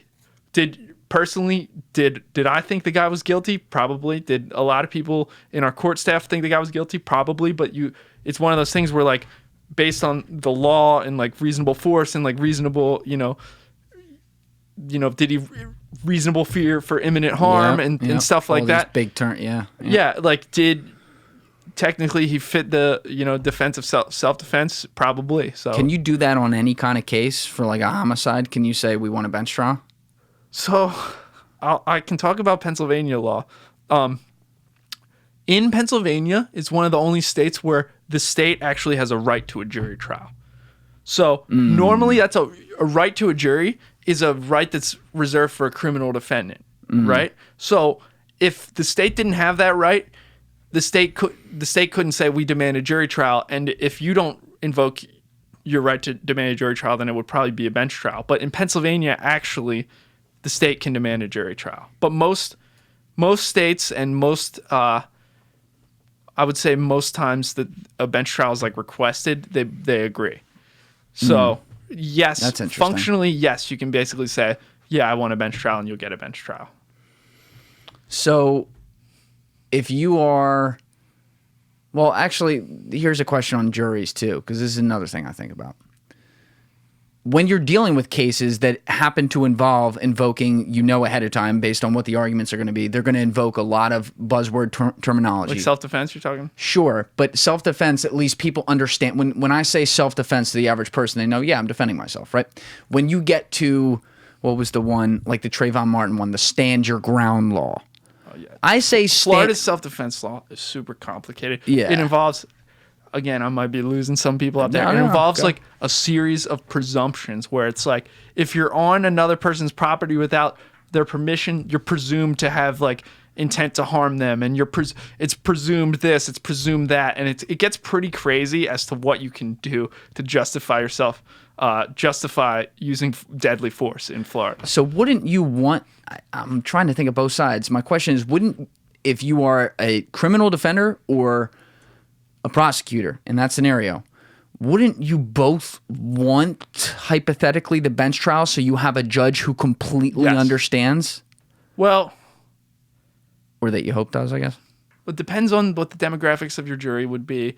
It depends on a whole lot of things. It depends on what your theme of the case is going to be. So if it's, I understand what you're saying. Like if it's just going to be a bunch of legal issues, you'd rather put that in the hands of a judge than a jury. But like if at the end of the day the judge isn't going to come out on your favor on that, if the judge is probably going to put together those legal theories and find opposite of you, you're going to want to say, well, we'll take our chances with a jury. Maybe a jury will, maybe not focus so much on the strict law of it and decide it some other way, but it totally depends on what your theme of the case is, how you want to paint the picture of what happened, what the events are. So there's more predictability in either direction when it's a judge versus a jury, which seems pretty... Yeah, it seems pretty standard. I think so, yeah, because a judge is one person, and typically unless this is the judge's first day on the job. Yeah, you have a record of what... Exactly. You know how he tends to decide things. So, yes, I would say yes. Yeah. Now, have you been paying attention to the end of the Trump presidency here with all the pardons and commutations and stuff? I saw that he pardoned some people, including those guys, that killed those people in Iraq. I haven't been paying too much attention to that. Well, how does that... So there's two ways you can do it, though, just like on the legal side. So pardon is when you just completely absolve them of the crime. It's basically off their record, never happened. Whereas the other thing, this is my understanding, is called a commutation, where they don't remove it from the record, but they say, all right, you're out of jail. Yeah, you've served your sentence, yeah. Got it, okay. So there's three that I do want to ask about, and if you're not fully aware of the cases, no problem, we'll move on from them. But have you paid any attention to like the whole Snowden thing? Vaguely, I know the facts are Edward Snowden had information from. I mean, he worked for the NSA, right? And he was a whistleblower on this mass surveillance, and he was then. Where is he now? He's basically not by choice. He's in Russia because when he did the whistleblow, he planned it for a long time.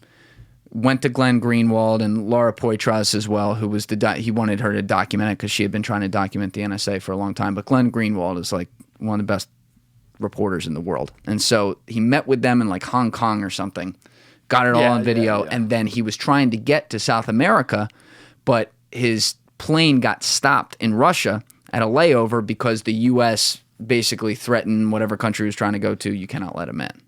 So he got stuck there. He's been in Russia for 7 years. But the context of the case is, by the letter of the law, yes, based on what he signed before going into government, yeah, he broke the law. However, he was a guy who had everything to lose. This was not like an angry soldier in that way. He had a great life, great fiance, lived in Hawaii, paid a lot, had been all over the government. And he saw a problem that wasn't getting addressed over and over again, and it just got stuck in the chain of command, and no one was going to do anything about it. And he saw that the problem was clearly a violation of national law, to say nothing of international law. And so he took precautions to make sure that what he did release was not intelligence that could then put a lot of American lives in danger. So as a result, 0 people died, 0 Americans died as a result of what he did. And, you know, he's been living with political asylum, I guess, in Russia this whole time. And now they're really trying to press, as Trump's leaving office, to get him to pardon him so that he can come home and basically admit through it that, yeah, what he put out there was the law that he saw being broken affected far more people than the law that he had to break just on his own to actually do it. I guess that's kind of the concept. Yeah, no, I understand that. It's tricky. It's one of those that's tricky. Was he acting in the best interest of probably our country? Yes.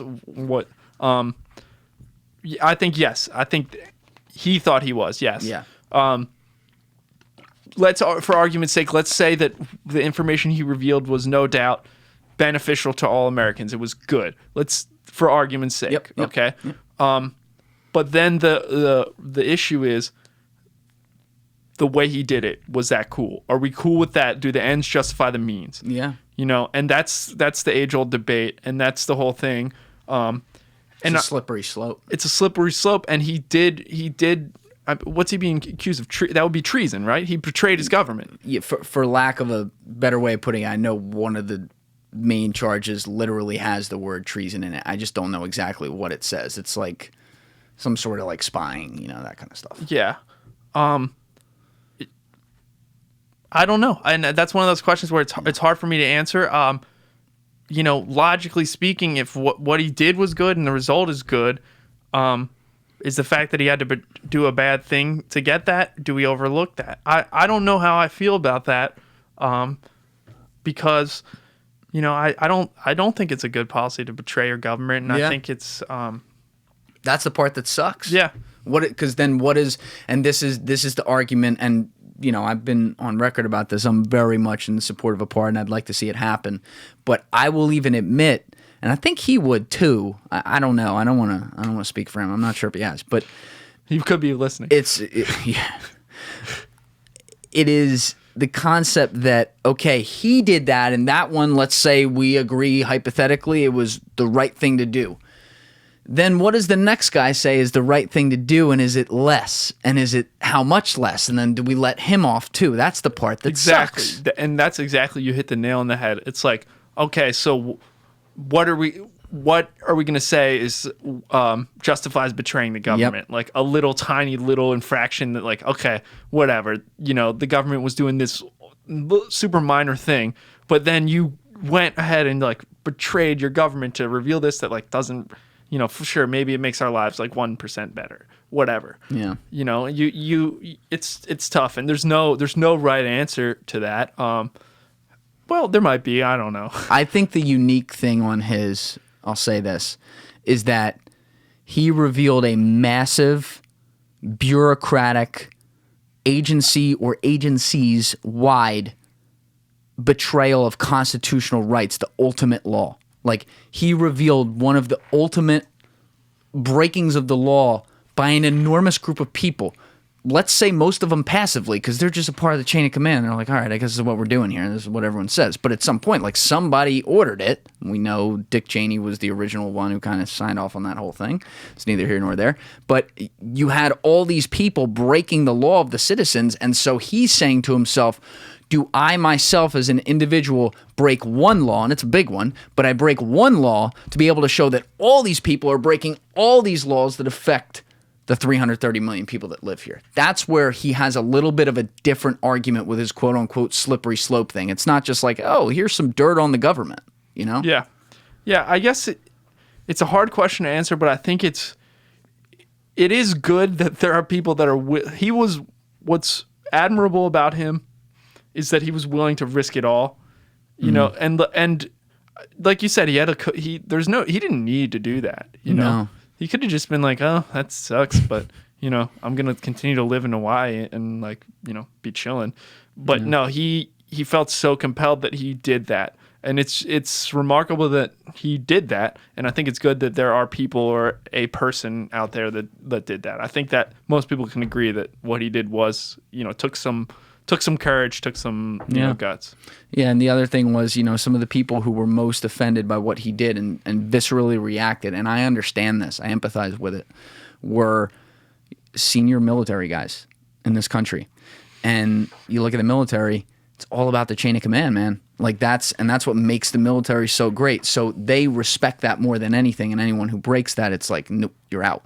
And I get that, but I look at it like, again, if you let that go and fall into the chain of command, what else, on the other end, what else do you let fall into the chain of command? What's the next constitutional right you violate? And then it erodes away at, you know, what the fabric of the military is, which is, you know, this, I don't want to say blindly following orders, but like you follow orders. That's how it works, you know?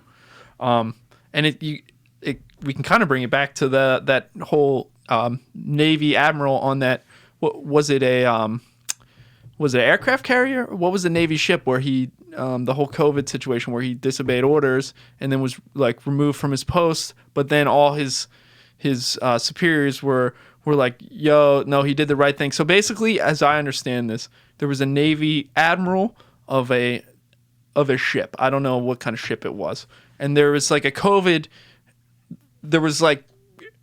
outbreak or whatever on the ship, and the Navy, the you know, head of the Navy was asking him to do something, and he was not comfortable doing that given the COVID situation. So he either disobeyed or went around his back and did something that was like no bueno. No, you know what? I think I saw this one. I'm pulling it up right now. They were saying that he was going to be reinstated because it seemed like it was wrong. I'm trying to remember the facts of this case, but then he didn't. Yeah, it looks like he didn't. He was a captain. Looks like Captain Crozier. Yeah, and I guess he was not reinstated. I know it was. I know some military people I talked to had mixed feelings about that. Yeah, so this was one again. Didn't follow the chain of command, but it was something. He didn't want to continue. All right, here it is. He was relieved of duty April 2nd following the leak of a letter he wrote to those higher up in his chain of command. In the letter, he asked for more assistance in dealing with the outbreak of COVID-19 on the ship. Gilday said it is the findings of the more than detailed investigation rather than the existence of the leaked letter that have prevented Crozier from being reinstated as commander of the Roosevelt. So I think if I remember some of the specifics here, what they were trying to say was that he wrote this letter with all these details, which painted the Navy in a bad light by basically saying, you're giving us no help or whatever, which who knows what's true, what's not, but maybe it's true.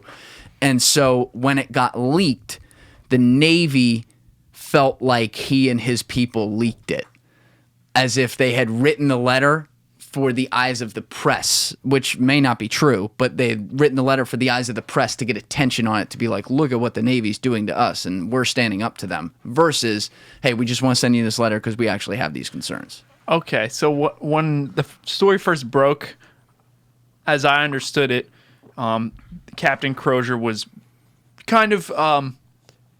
some military people were kind of maybe not praising, but understanding what he did, because it was seen as, all right, he's putting the interests of his ship and his sailors first. So they kind of saw, they're like, all right, he's putting his sailors first, you know, putting the interests of those underneath him first, and they kind of there was some support, I think, in some military communities, but I guess No, the facts came back. That wasn't. And it could be an opinion, though. That's the thing. Like, it could be the Navy erring on the side of this is what we think he did, so let's not even chance it, because then they don't want to risk having some rogue soldier in charge of something, which sucks. They're sailors in the Navy. Yeah, sorry. I always forget. Like, it's like you got the Marines, you got the Army, you got the sailors. Sailors, you got soldiers. They're different. They're different. No, it's true. But I was using it more as like the unhappy soldier. Sure, like, sure. No, I know I guess, like, you know.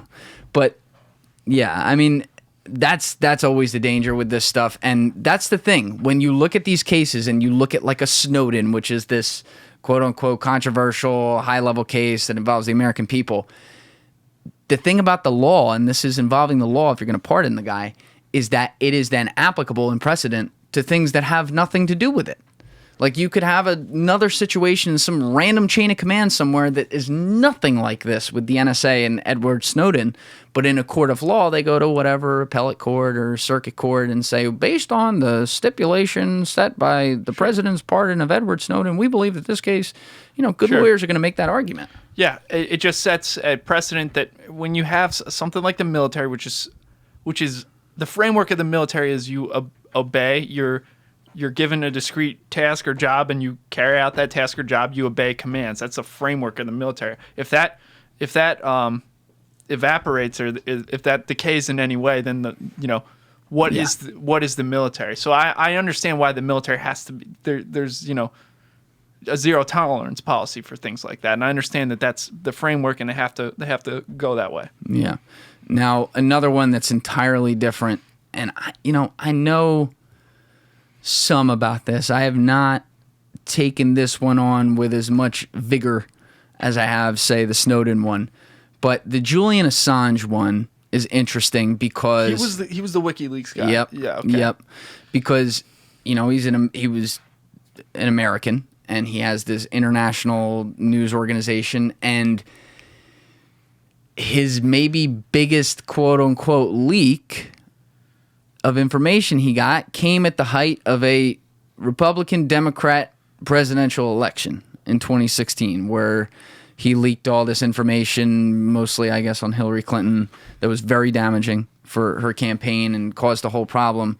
And then there was the question of where did he get it? And there is a lot of reasonable evidence to say that it could have come from Russia and therefore backed by the Russian government, which isn't the Russia hoax or the Russia conspiracy or whatever they call it in Washington, D.C., so much as it is like, hey, Russia's still a foreign government. They had an interest in doing something, and so they went to a rogue guy working in international waters who just wants to report the truth on some dirt, and they gave him the information, and he did. But what he reported was also true. I mean, they reported on what these people were saying to each other behind the scenes. So I don't know. I guess they're calling for a pardon because he's a political target or something like that. But is that an even worse slippery slope because it's literally drawn on party lines there? See, I'm not super versed on the Julian Assange situation, but yeah, I mean, I think anytime there's a pardon, well, I shouldn't say anytime, but anytime there's political parties involved, it's going to get political. Yeah.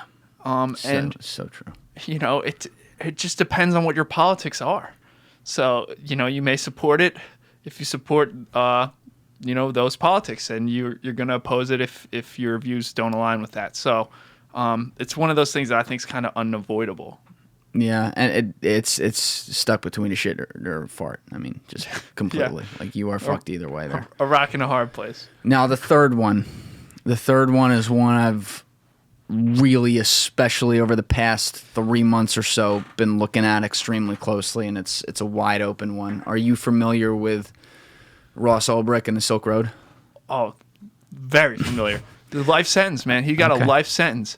Can you take people through what that whole situation was? All right, so Ross Ulbricht was the founder of the Silk Road. Silk Road was a online marketplace accessible only through what's called a Tor browser, which was it's like major internet traffic, anonymous, so you couldn't be tracked, and then you access this online marketplace where you could buy all kinds of stuff. You could buy drugs, you could buy Guns. You could buy, like, order hits on there, although I don't know, like, most of those were government setups. We'll talk about that, yeah. And it was paid for in Bitcoin, which again is an anonymous currency. Basically, you can't trace a Bitcoin. Kind of can. And this was early days of Bitcoin too. This was 2011 through 2013 when it was active. I won't name any names, but one of my college roommates was on the Silk Road doing some things, which is how I knew about Bitcoin. And he was in Bitcoin early. So, but anyway, he's doing all right. I'm not gonna say no. I think he sold all his Bitcoin, but I'm not naming names here. Okay. But either way, So I forget when he got arrested, but he got arrested and for operating the Silk Road. It was like a big sting operation. Ulbricht did. Ross Ulbricht did. He actually went to Penn State, I believe, right? He did. He went to do his master's at Penn State. Yeah. He's from Texas, but he went to Penn State. The government, they arrested him in like Sweden or something. They arrested him overseas somewhere, right? Or did they arrest him in the U.S.? No, they arrested him in San Fran in a library. Yeah. And the way they arrested him was they needed, because of all this like debauchery with how to have shit encrypted and operating on tour, they needed to have the laptop catch him open. in the act. Yep. Yeah. Like, so they were able to get it. Yeah. I think there was definitely a documentary. I watched a documentary on that. I watched like probably a couple. How they caught him. They caught him is interesting because they just did a Google search of his name, like, or the Silk Road, something. I forget what they did. They somehow found his name and they searched something and they found like the first time it appeared on the internet, and then they got his name from that, and it was just like a really like, wow, this is how the FBI used Google to find this guy. Well, yes, it's 1,000% correct. There were interesting parts on this case, though. First of all, these agencies usually always all fight, like they don't deal with each other. It's all this intergovernmental rivalry and all that. And that still existed here, definitely, especially with Homeland. But the people who brought this guy down, who were really working closely together at the end, were literally a specific team at the FBI headed by Chris Tarbell, who was, I think his first name was Chris, who was a cyber expert and done a lot of big cases like the Anonymous guys. He had done that one. Okay.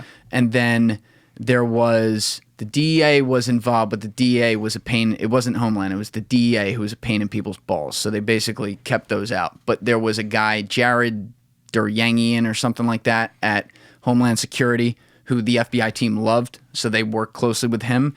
And then there was a guy at the IRS, this guy, Gary Alford, who's the one who found that.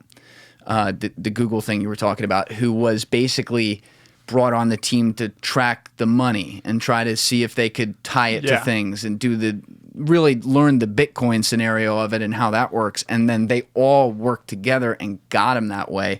But the controversy outside of that, what you were talking about, was he had posted under a pseudonym Altoid on some online chat during the early days of the Silk Road somewhere else, saying, oh, have you heard of the Silk Road? And Gary Alford went and did specific Google searches. Like, it took him a while, but once he got there, he realized that there was another thing traceable to that name that had posted Ross Ulbricht at gmail.com or something like that. And then that's how they got him. They had really they had no leads until that point, but like then once they got him, they're like, oh, this all makes sense. So when he was operating the Silk Road, I remember there was certain points where there was like a sting operation. I forget how it transpired, but basically Ross Ulbricht ended up ordering a hit on someone. And this hit was, he believed the hit was actually carried out, but it was actually just agents faking the whole thing the whole time. And so Ross, like, from his perspective, he was communicating with this hitman. The hitman said, okay, I'm going to do this. I'm going to kill this person. Take pictures when you're finished. Send pictures to Ross. Like, okay, the job's done, whatever. From Ross's perspective, he was like, all right, he killed this person. I forget, I forget the details of that hit and like why it transpired or why it happened. But basically, yeah, he ordered a hit. Now, I need to say this because I've recorded a ton of podcasts this week. So usually when I do a podcast, it's released inside of 10 days. A lot of them are inside of 5 or 6. But this one may be released after we know which way this is going to go, whether he gets commuted or not. Either way, this is an important thing to talk about. So if you're listening and you already know if he was commuted, here's some logic behind why and why it makes sense or doesn't based on whatever you're going to say. And if he wasn't commuted, well, the same thing goes. But yes to that scenario as far as like the hit. That did all go down, and they, again, because they caught him in the act and they were able to get the laptop and then get all the information off of it because he didn't get to hit the kill switch on it. They can go see the chats, the literal instant messages that occurred via what was known as the Dread Pirate Roberts account. That was his pseudonym, yeah. Yes. Now, two things here. Number one, the way the FBI went and got access to the server, what happened was when the guy Gary Alford, the IRS agent, found that thing, that Altoid thing online, there was something else that had to do with another email that was registered to one of those chat rooms where it was like frosty@frosty.com. I forget. Something like that. That is how they corroborated that it was Ross, because they had discovered, and I put that in air quotes, the FBI had discovered, I really want to bring my guy Jim in here to talk about this, ex-FBI guy, because I want to push him on this. They discovered the server for the Silk Road in Iceland. Yes, they got lucky. They were able to like sniff a stray packet, yeah. But I know my shit. You know your shit. You know your technology-wise, shit yeah. inside and out. The second level to it was once they did that, though, it was encrypted to get in there.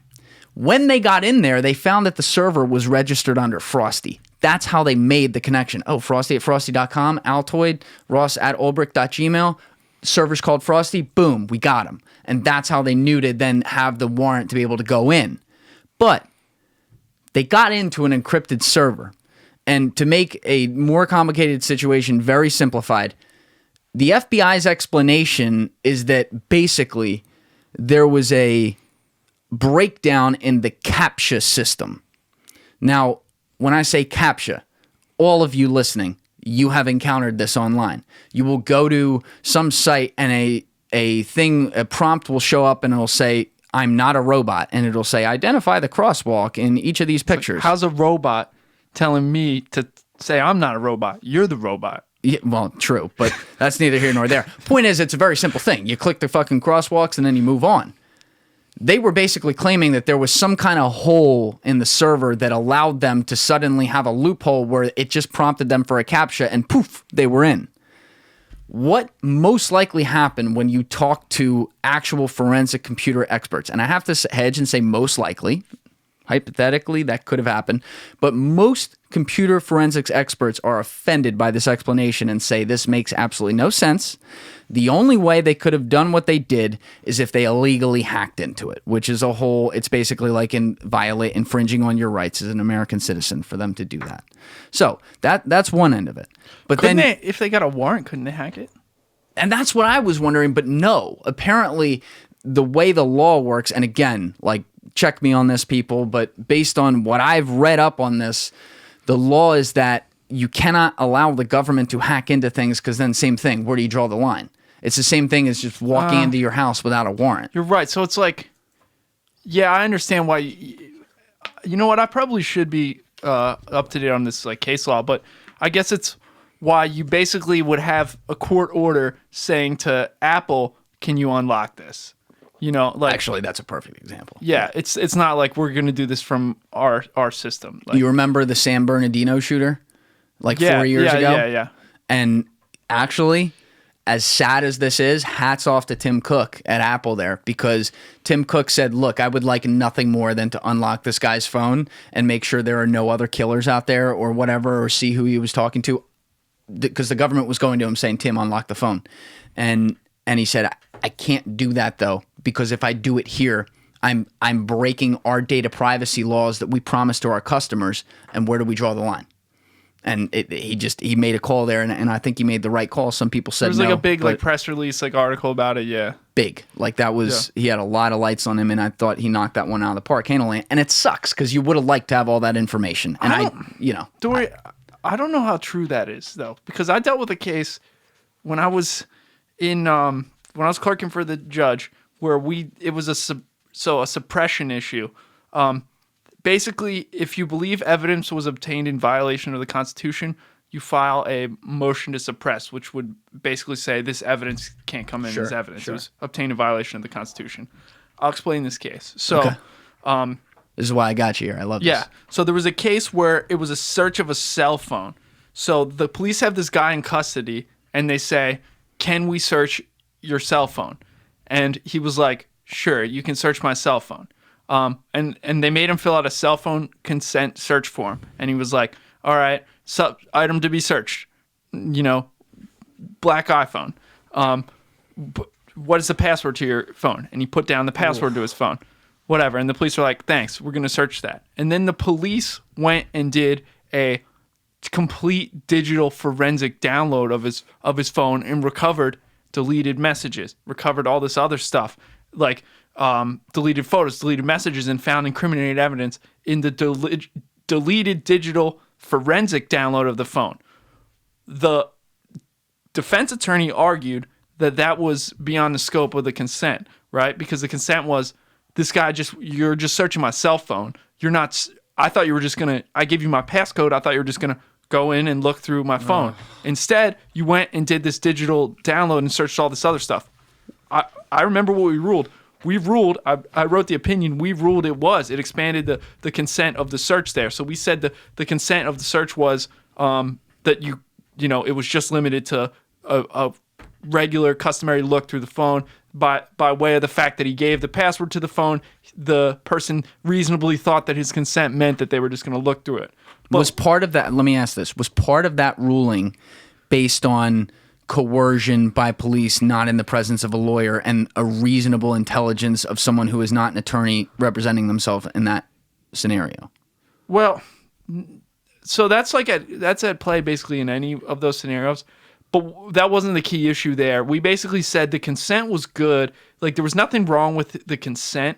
So that is an issue in any time you have, anytime the police take statements or things like that without an attorney. And I think he was probably read his Miranda rights. Again, that wasn't the issue. But basically we said, the consent was good, but the police just expanded what a reasonable person would have thought they were allowing the police to search in that scenario. But the reason I'm trying to bring this back, and we're probably losing a lot of people right now. No. This is compelling. I know what you're doing. But the reason I think the police can search, I think if you get a warrant, the police have these forensic download machines that they can just get this download. So if in that case the police either had to get clear, unequivocal consent to get all this extraneous information, or just get a warrant. They didn't get one. Yeah, they didn't get a warrant. They went with the consent aspect in that. Yeah. Again, though, this is when they're hunting him. So they hadn't approached him yet, or they didn't approach him until they arrested him. But they never got the warrant. And then the whole problem was it was so, I don't even want to say politicized. It wasn't. There were a lot of people who had a visceral reaction to what the Silk Road was, and so it was controversial that way. So it was court of public opinion, which is a whole nother thing here. Like, how hard is it to get a trial, especially with all the attention in the internet these days? And this was, certainly one where social media was a big thing, happened in 2014, 2015 when this trial was gearing up to go. But the question is, if they didn't have the warrant and hacked in, then was it all a sham? Yeah. Now, let's even go off that. Let's pretend that doesn't exist. Let's say the case gets made and they reasonably determine it was him. You brought up the whole point of the hit. And here's the problem. I think Ross got a raw deal. But yeah, you continue. Here's the problem. They need a boogeyman. If you're in government, you got to make a case, right? Sure. And guess what? They did get the guy who created the Silk Road. We know Ross did that. I believe his attorney admitted that in court. Yeah, he did. He did create the website, the Silk Road. That's corroborated by people, like the one person in his life, his girlfriend, who knew about it from day one. It's corroborated by everyone. So we know that he did that. But Ross was, to give a little background here, he was an ultra-libertarian. And he's what I call an unrealistic libertarian. This is why it's important to say commutation and not pardon. There's no doubt Ross broke the law here. and had to go to jail. There's no question about that. This is not a pardon situation. Yeah. The question is what you pointed out, which is that his sentence that was handed down at the end of this, which was double life plus 40 years, no parole, is quite excessive for somebody who just created a website. Now, the context of the hits is that the government, when they arrested him, had claims based on undercover operatives they had. You pointed out that was exactly what happened on one of them in particularly, where they literally had a DEA agent on the other end of the chat who was posed undercover as a Colombian drug dealer or something, who was saying, Do you remember why he was ordering people killed, though? Yes. Yeah. So this one guy, Curtis Green, was somebody who was one of the personalities on the Silk Road underneath a name, a pseudonym online, who was in the know about a lot of stuff, and the government caught him. And so he was like kind of a weak, feebly guy, and he started telling the government things, I believe. And he knew who Ross was? Ross knew who he was because what Ross required, and I say Ross here lightly. Yeah, he required the IDs and stuff of everyone, yeah. So he knew who everyone was. No one else knew IDs. And he didn't know. There's some people that like he didn't know who they were, but when it came to this guy, he knew who it was. So he knew this Curtis Green guy was a problem. And I say Ross here, and this is why I put it in big quotations, because Ross started the whole Silk Road, and for the first year or so, he was listed as admin. And then his username changed from admin to Dread Pirate Roberts, which was a play on the whole Princess Bride character or whatever. It was like a funny whatever.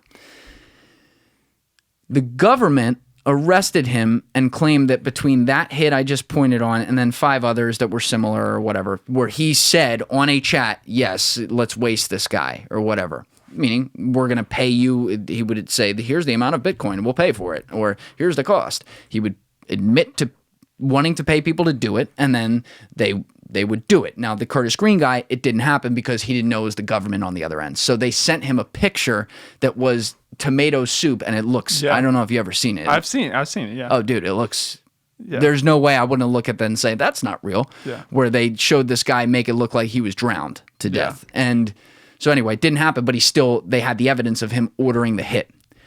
The problem is when the government arrested him and came out with, these are the charges against him, there was this long period of silence in the year or so, little over a year, building up to his trial, where then right when the trial went to start, they miraculously dropped all the charges.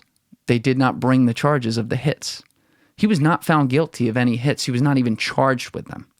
And so the question here is, the government's also on record with their own logs behind the scenes saying, like these guys in the FBI or Homeland Security saying they believe the Dread Pirate Roberts to be a few different people.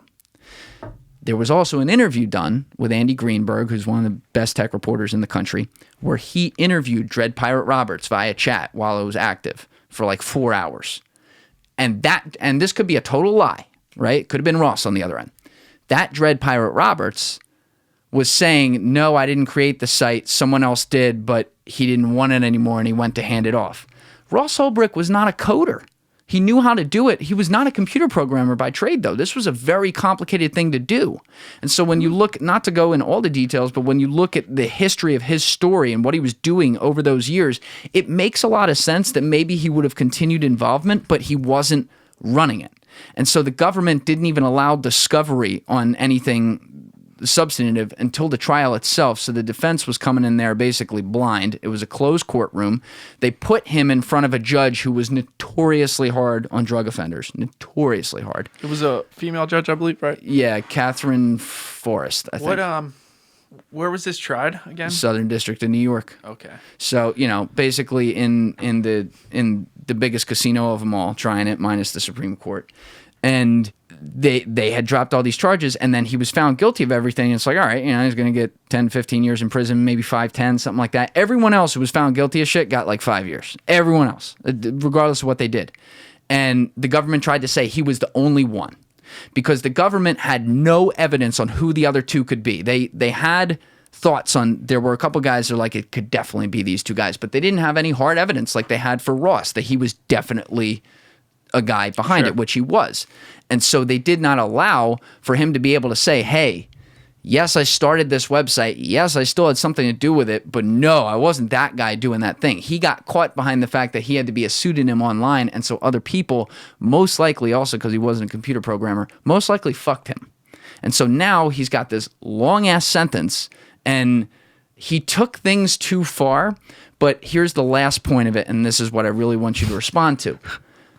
If you don't know, if you're unfamiliar with the saga, you're going to be very confused with the last 5 minutes. But if you haven't looked into this case, go do it. It is fucking insane.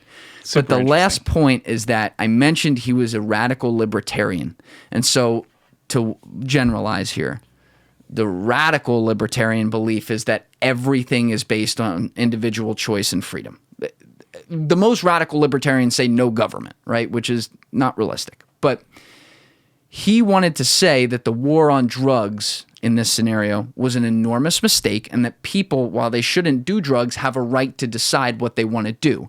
And because of the war on drugs, we created violent communities where drugs then cause a lot of other exterior crimes and pull down entire areas. So what he wanted to do was use the internet to allow a safe place for people who are going to do this to go do it. And he even had educational stuff on there like, hey, if you do this drug, here's how to get help or whatever, which isn't to say like that solves the problem. But point being, he was looking at a utopian world, and he took it way too far.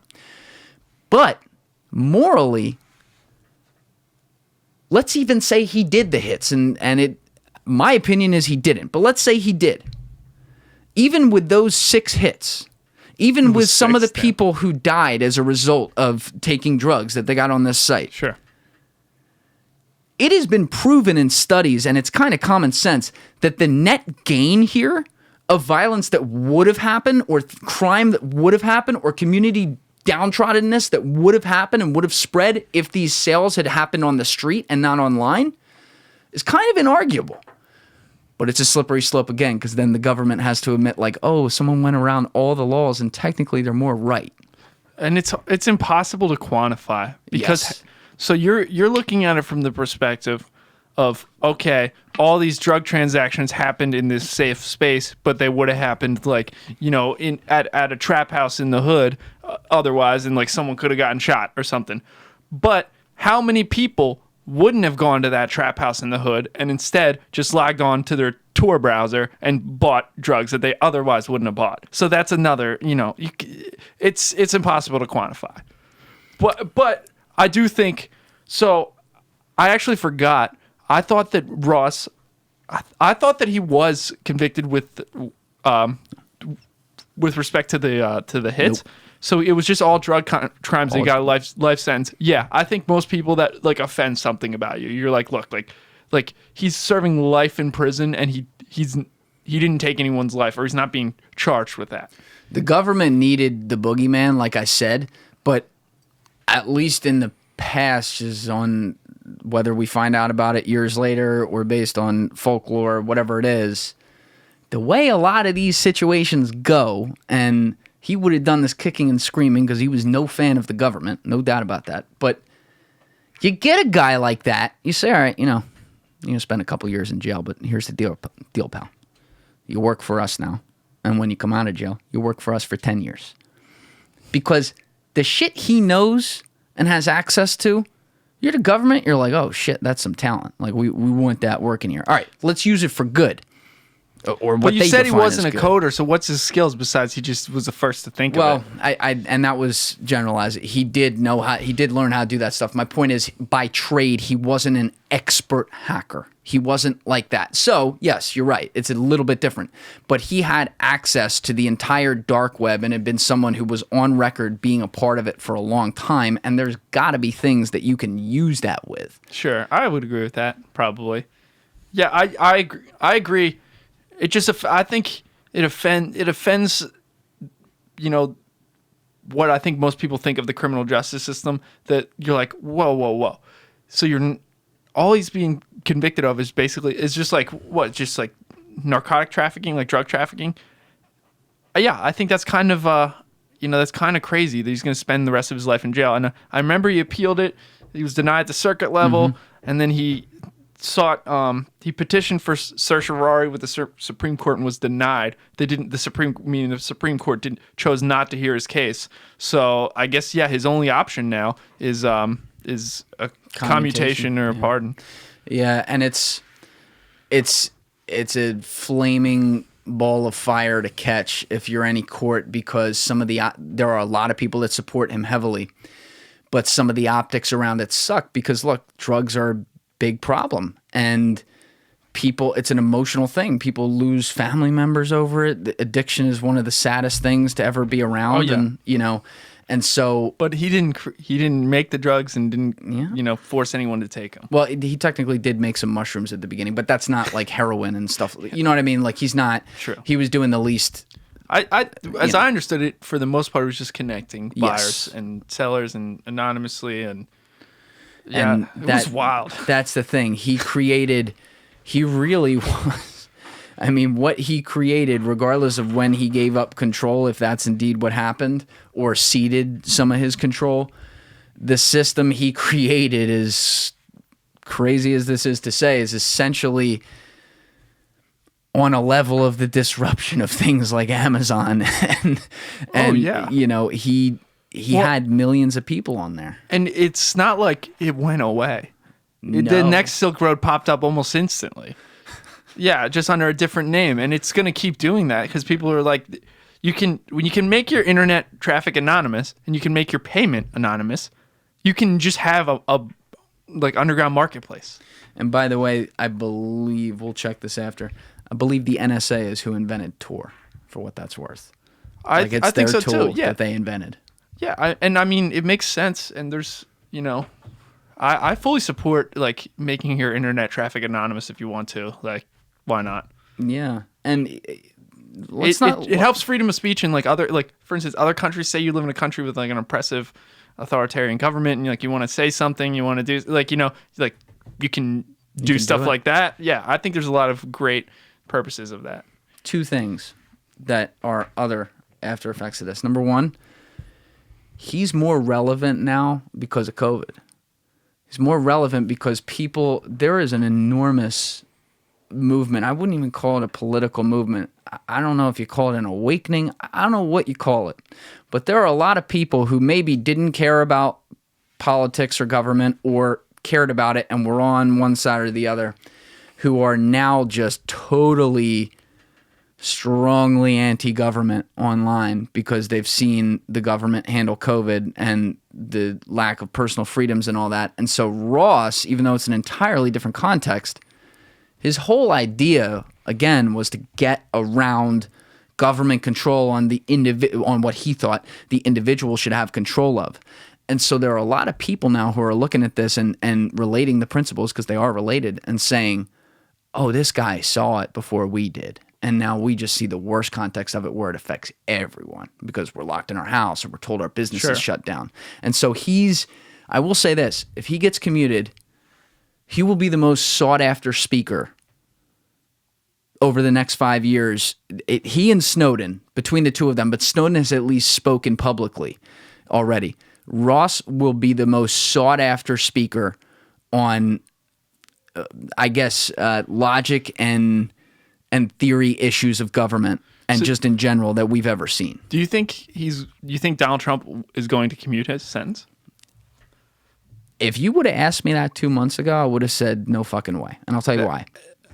Sure. Because Trump campaigns so hard, and Trump is hard anti-drugs. Now he has been very fair to nonviolent drug offenders. He has commuted a lot of sentences during this. He was convinced by a lot of people, but he ran on the narcotics problem in this country and trying to stem it from the borders and stuff. So you'd think he'd be very tough on this. But yes, the reports right now, I think maybe Axios, someone reported it that he's seriously considering it. I think Ross Ulbricht's going to die in jail, unfortunately. Yeah. Maybe not. Maybe, but I don't think Donald Trump's going to do it. He may very well not. I know that if this report's anywhere what does he have to gain right, from it? You want to know my opinion on that? Like what I think now? What, clout? Like just pure, just like... No. I think, look, we know Trump has one of the biggest egos of all time. Sure. He was the outsider coming in. He feels like a lot of things were going well for a long time. Then COVID happened, which he feels like was his personal affront to him. I think he is more anti-government than he ever has been before. And there's some of that I empathize with, certainly. And so I think he views this as, all right, maybe I don't at all agree with what this guy did, but this was an Obama judge who put him in jail for this. It's personal with Trump. An Obama judge in the Southern District of New York, who I fucking hate, who put this guy in jail for 2 life sentences for creating a fucking website. Fuck you, and hits the button. That's why I think he's considering it, which isn't the right reason to do it. But well, I don't think that guy should be in prison for life. I think he should definitely be in prison for a long time. yeah, Well, maybe I shouldn't say definitely, but like I think it's just like it's like I think it's kind of crazy that he's going to be in jail for life. Like, what if you're really concerned about drugs and you're really like, okay, hard-nosed, like punish drugs, whatever. I think like, you know, you could easily like send the same message if he's in there for like 15 years or something like that. But like, hell yeah. Look, it seems like, especially when you consider the fact he most likely wasn't the only Dread Pirate Roberts, which the government just tried to hide the fact that had been their opinion, and they did successfully hide that in court. You look at the other sentences, you look at what he did, creating a website, creating the place to do it. It's a 5 to 10 year sentence. That's really that's what the legal opinions seem to be. Yeah, it's kind of crazy because especially he's not being prosecuted for killing anyone. So yeah, that's something I forgot because if those charges weren't on there, he shouldn't be doing life in prison. And if they're not on there, why weren't they on there? If you're the government and you've been working on this guy for 3 years and you get him and you're like, we got the Dread Pirate Roberts, why don't you put on the biggest case you have against him, which is that he did these hits? There's no logic to that. There's no it's not maybe like, I'm thinking could have been an entrapment defense because like the government, like, and I forget entrapment, but basically what I understand it is if the entrapment is if when the government takes someone who was not otherwise going to commit a crime and like basically, and entrapment law gets very confusing in the case law, and it's often courts even mess it up when, you know, it's proper to use, but basically like when someone who was otherwise not going to commit a crime, the government creates such a like, you know, basically like makes them commit that crime. Yep. You know, and it's not simply the government like leading like, okay, let me leave a bike unchained and then someone steals a bike. It's like it makes it like it's more than that. It's super obvious. Yeah, and honestly, I remember I studied entrapment in law school, and it's complicated, and it's one of those where it's like it's tough to.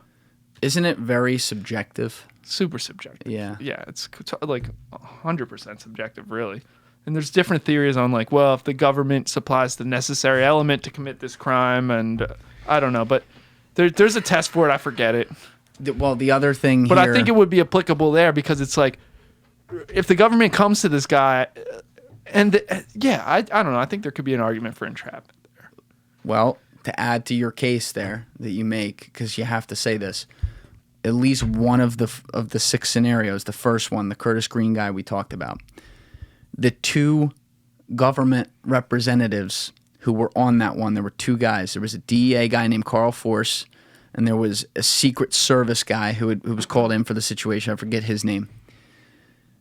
But the DEA guy was the guy who was undercover online with the quote-unquote entrapment in this case. And that guy is currently in jail for 6 years because he got so out of control with this thing that he started extracting, he created other accounts posing as like sources that his fake guy that he was playing connected with these fake sources with Ross online to then blackmail Ross into paying money to them to give him information that was fake, like inside government information about the investigation and stuff. So they later caught that guy and had to put him in jail for 6 years. And the Secret Service guy, when the Curtis Green thing went down, stole Curtis Green's Bitcoins and didn't tell anyone. So he's in jail for 6 years too. So part of it could also be case is a mess. Yeah. Yeah. I mean, it was a clusterfuck. It was a clusterfuck. But again, like the argument here isn't like Ross was innocent and he deserved not. No, like he created this thing. Even if his net gain happened, You can't just break every single law in the United States, to say nothing of all the other countries. It was an international site, and be like, yeah, that's fine. It doesn't work like that. I'm sorry. Like, he got out of control with it.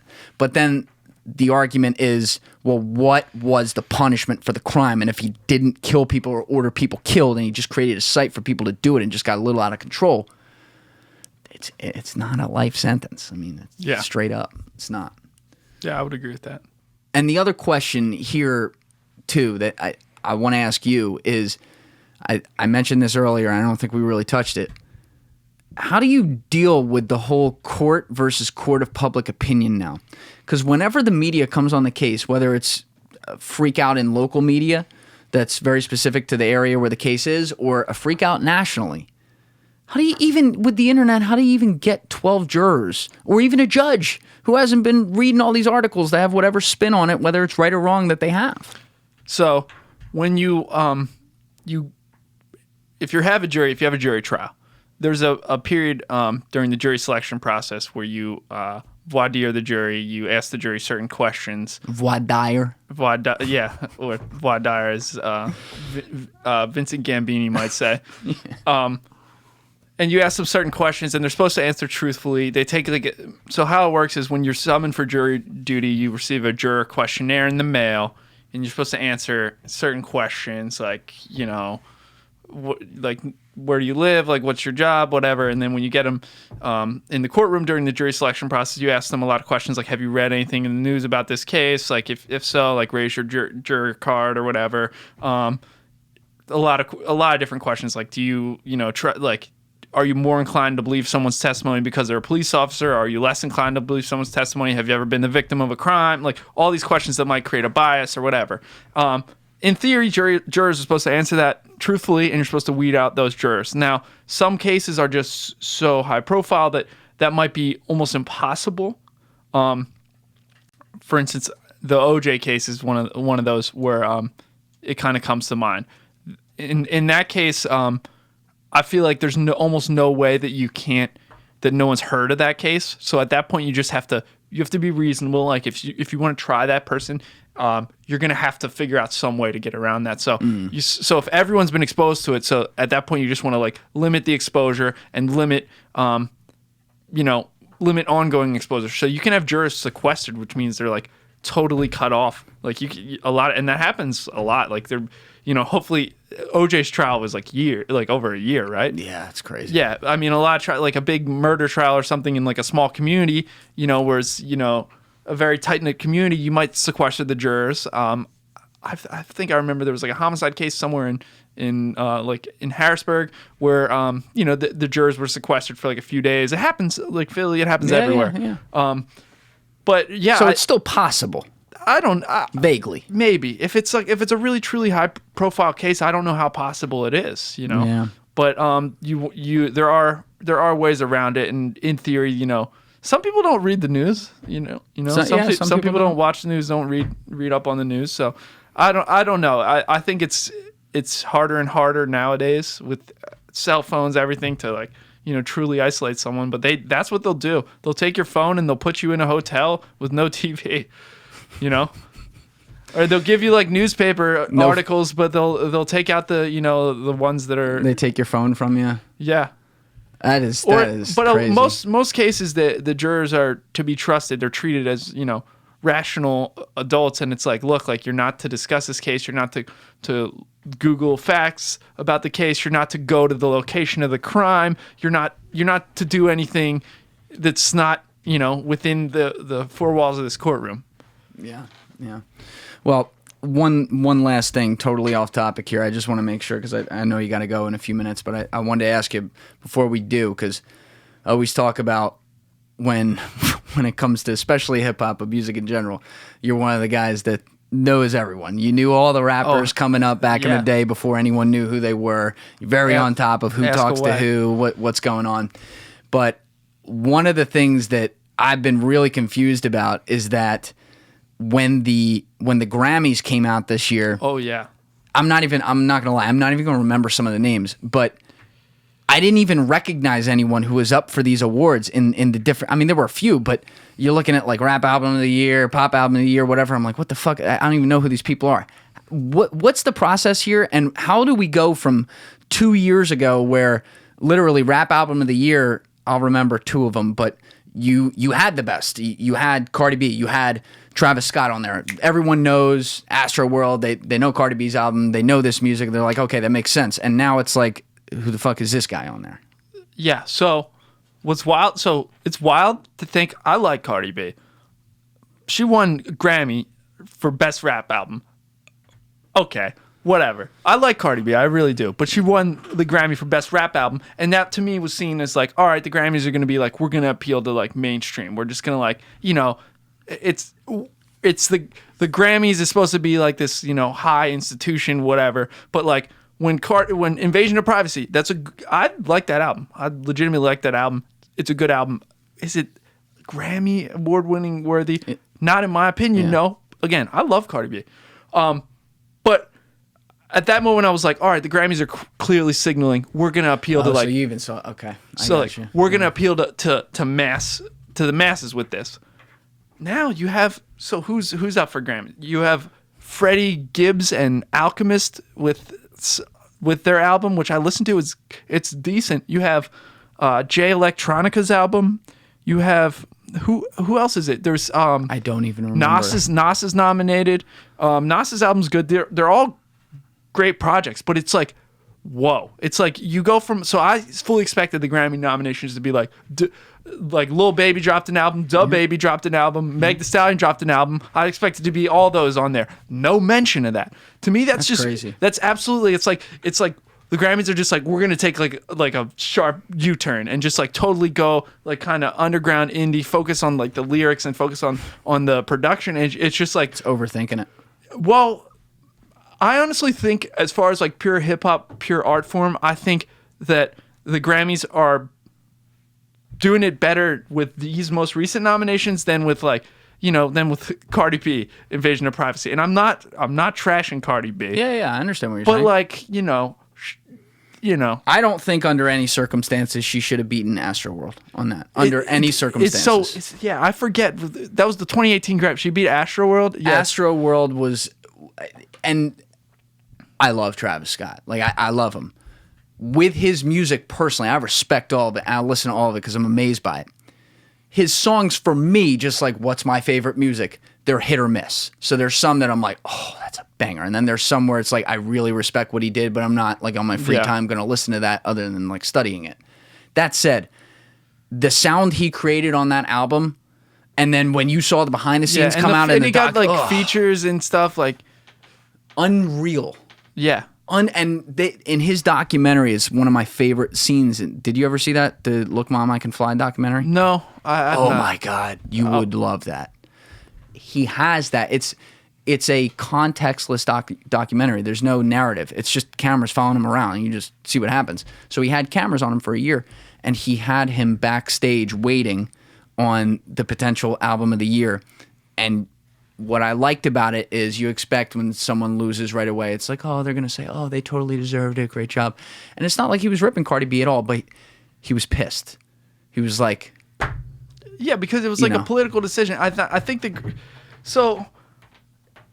Grammys were very at that time. I think there was a lot going on, and I think there was like kind of I don't want to say like feminist movement, but it was like, all right, like Cardi B's definitely representing something that hasn't been represented in music in a while. She was like, she's a female rapper who's unabashedly herself. She can relate to the people. That's why I love Cardi B.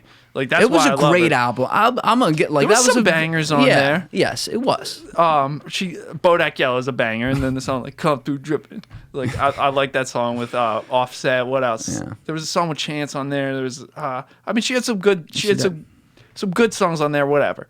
But like I think it was more just like, all right, people love Cardi B. And like they love what she stands for. She's like really connecting with people in a way that we haven't seen with artists in a while. Like, and I guess the Grammys tried to ride that wave in a sense. Yeah. And it just who won the Grammys last year? Best Rap Album. Do you want to look that up? Yeah, let me look that up. I don't remember. Because I think it wasn't DaBaby. No. Grammy, because that 2019 Best Rap Album. He should have won last year. Best Rap Album 2019 Yeah. Grammys. 2019 Grammys. It's gonna be Tyler the Creator with Igor. Yeah, that was actually. I think that was a very good album. That was a good win. There were some good nominees. I know YBN Cordae. I don't know if you ever heard of him. I have heard of him. I don't know his music. He dropped much, the YBN, but he was nominated last year. I think there were some good nominations. And I think so. I think that's a perfectly like reasonable. Like, all right, Tyler the Creator. That's a good album. It's a very artistic album. The production value had some good features in there. But I agree with the Grammy nominations this year. Although I don't like that Jay Electronica album that much at all. But I just think it's just like, all right, Grammys, what are we doing? Can we remain somewhat consistent? Am I going to get, are we going for the, like, you know, what's popular at the moment? Are we going for like, what's the artistic, you know, like value, the lyrics, the, like, you know, or what are we doing here? Can we be consistent? Yeah. And let's juxtapose these two to literally you put some of them on there, some of the names already, but for people to just understand like how visceral this is, even year to year. You look at, let's start with 2019 where Cardi B won. That was right? actually 29. I guess it's a year behind. Yeah, I got that wrong too. So you had Cardi B win, and who was she up against? She was up against Mac Miller for Swimming. That was a great album. Nipsey Hussle for Victory Lap, Pusha T for Daytona, and Travis Scott for Astroworld. All shit that people are like, 99% of the people are like, yeah, I get that. Tyler the Creator. I think Mac Miller should have won that year. For sure. Yeah, given all the, yeah, definitely.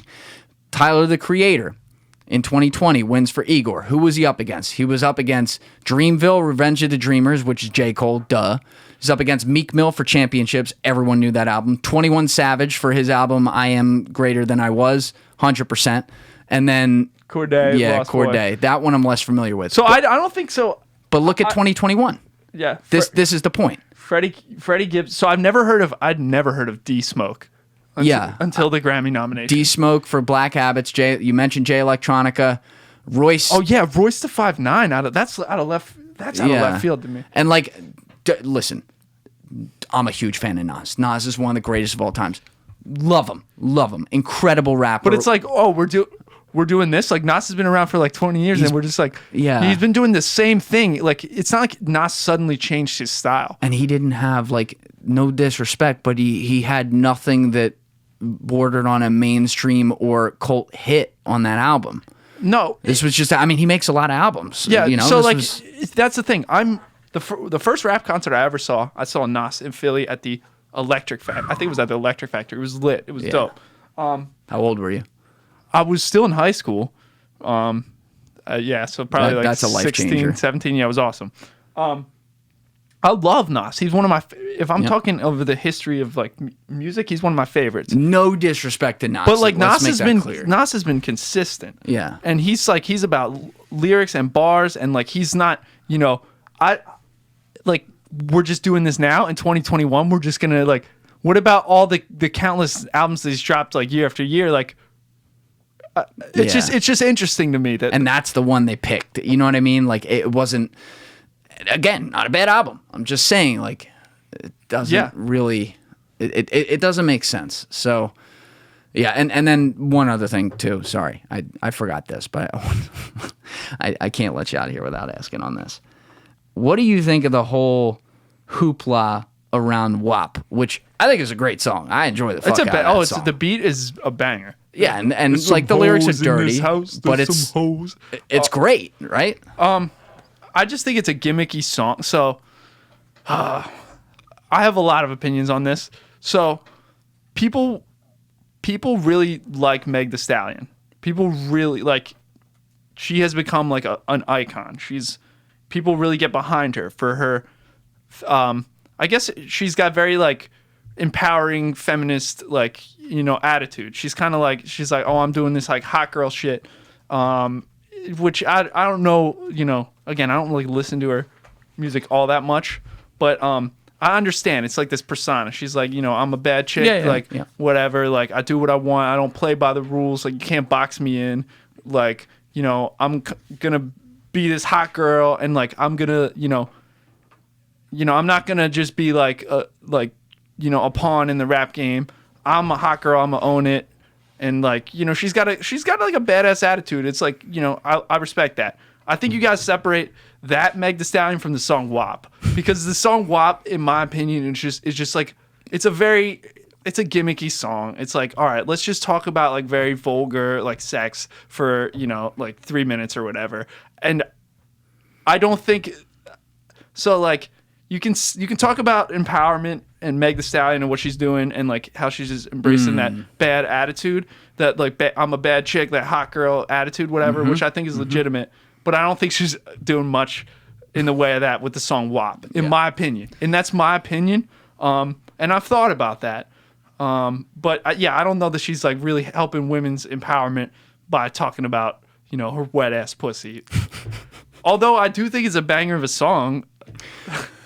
But I don't, you know, again, that's just my opinion. When you're back in here again, I'll touch that one and we'll go off on it, just because I feel like that would turn into an hour conversation. But I think closing on. Well, yeah, I mean, so we can talk about this because like You got a minute? I'm passionate about this shit. Okay. So look, like I was trying to think like, what is so like special about this song WAP that it was like that was a number one hit, right? When you get Ben Shapiro being like, the lyrics to this song are, there are some whores in this house. There are some whores in this house. They are messing with my pee. Like, that shit's gonna go viral. It was a very viral song. That's one example. But you had these politicians tweeting about it and shit. It was just made for that. Yeah, I know, and I think it was so like there have been female rappers for a long time, and they've been talking about sex and vulgar stuff. Like you go like Lil' Kim was like talking about all that stuff. I think it was kind of like, all right. It was, first of all, it was a banger of a song. Let's be honest. I think in order to go that popular, in order for a song to be that popular, it has to be a good song. I think it was also kind of the way they're talking about sex. It was like more like, you know, they're owning it, and they're like from the female perspective of like, all right, I'm in charge in this scenario. I agree. And that's kind of a way that, you know, it hasn't been portrayed in music in a while. But I don't think there's anything that like unique about that song, you know, like it was just like, all right, it's like maybe a little more visceral, like when you're like, all right, the name of the song is like, all right, we're really not pulling any punches here, you know what I mean? Yeah, I'll take the feminist route on this one. If you're gonna call them out for this, why don't you call out all the men who talk about this all the time? Well, yeah, and that's the whole thing. It's like men have been objectifying women in I had no rap problem with the song. as long men have been objectifying women as long as like men have been able to stand upright. Like but it's the truth. It is. And it's like and I understand the popularity of it, and I understand it's like, all right, fine, like we're like owning it. We're gonna own our sexuality. Yeah. We're gonna own, like, you know, like we're not just gonna be talked about like that. We're gonna empower ourselves by taking charge, and we're gonna talk about our sex on our terms, like whatever. And in some ways, I think that's empowering. In some ways, though, it's just like basically stooping to the level of men who've been doing that for like. So I don't know that it's any more empowering. It's everywhere in culture too. Yeah, like to your point on that. Yeah, with men. Yeah. So again, I do think Meg Thee Stallion is a very like empowering figure for everyone, but like females, especially women.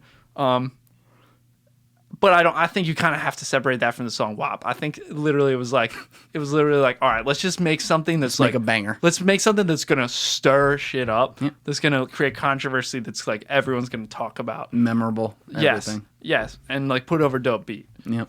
So on that note, I think that's a good spot to close. Listen, man, thanks for coming in. Thank you, bro. You did a great job. Cleared up a lot of my legal questions as well, which, you know.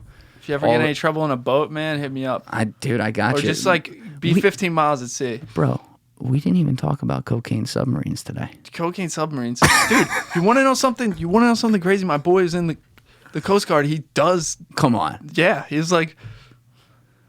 Yeah, well, I don't know. I don't know what I'm allowed to say. That's another segment for another day. But Gallagher, thanks, brother. Thank you, bro. Did you enjoy this? You like this? I did, man. It's cool. It's a cool. You've improved a lot from your first episode. You're basically just rambling for 2 hours. Yeah. I like this. format a lot better. Thank you, brother. Well, I appreciate that. We're building here. So anyway, thanks for coming in. We'll have you in here again, and keep enjoying Miami. And everyone else, give it a thought. Get back to me. Peace.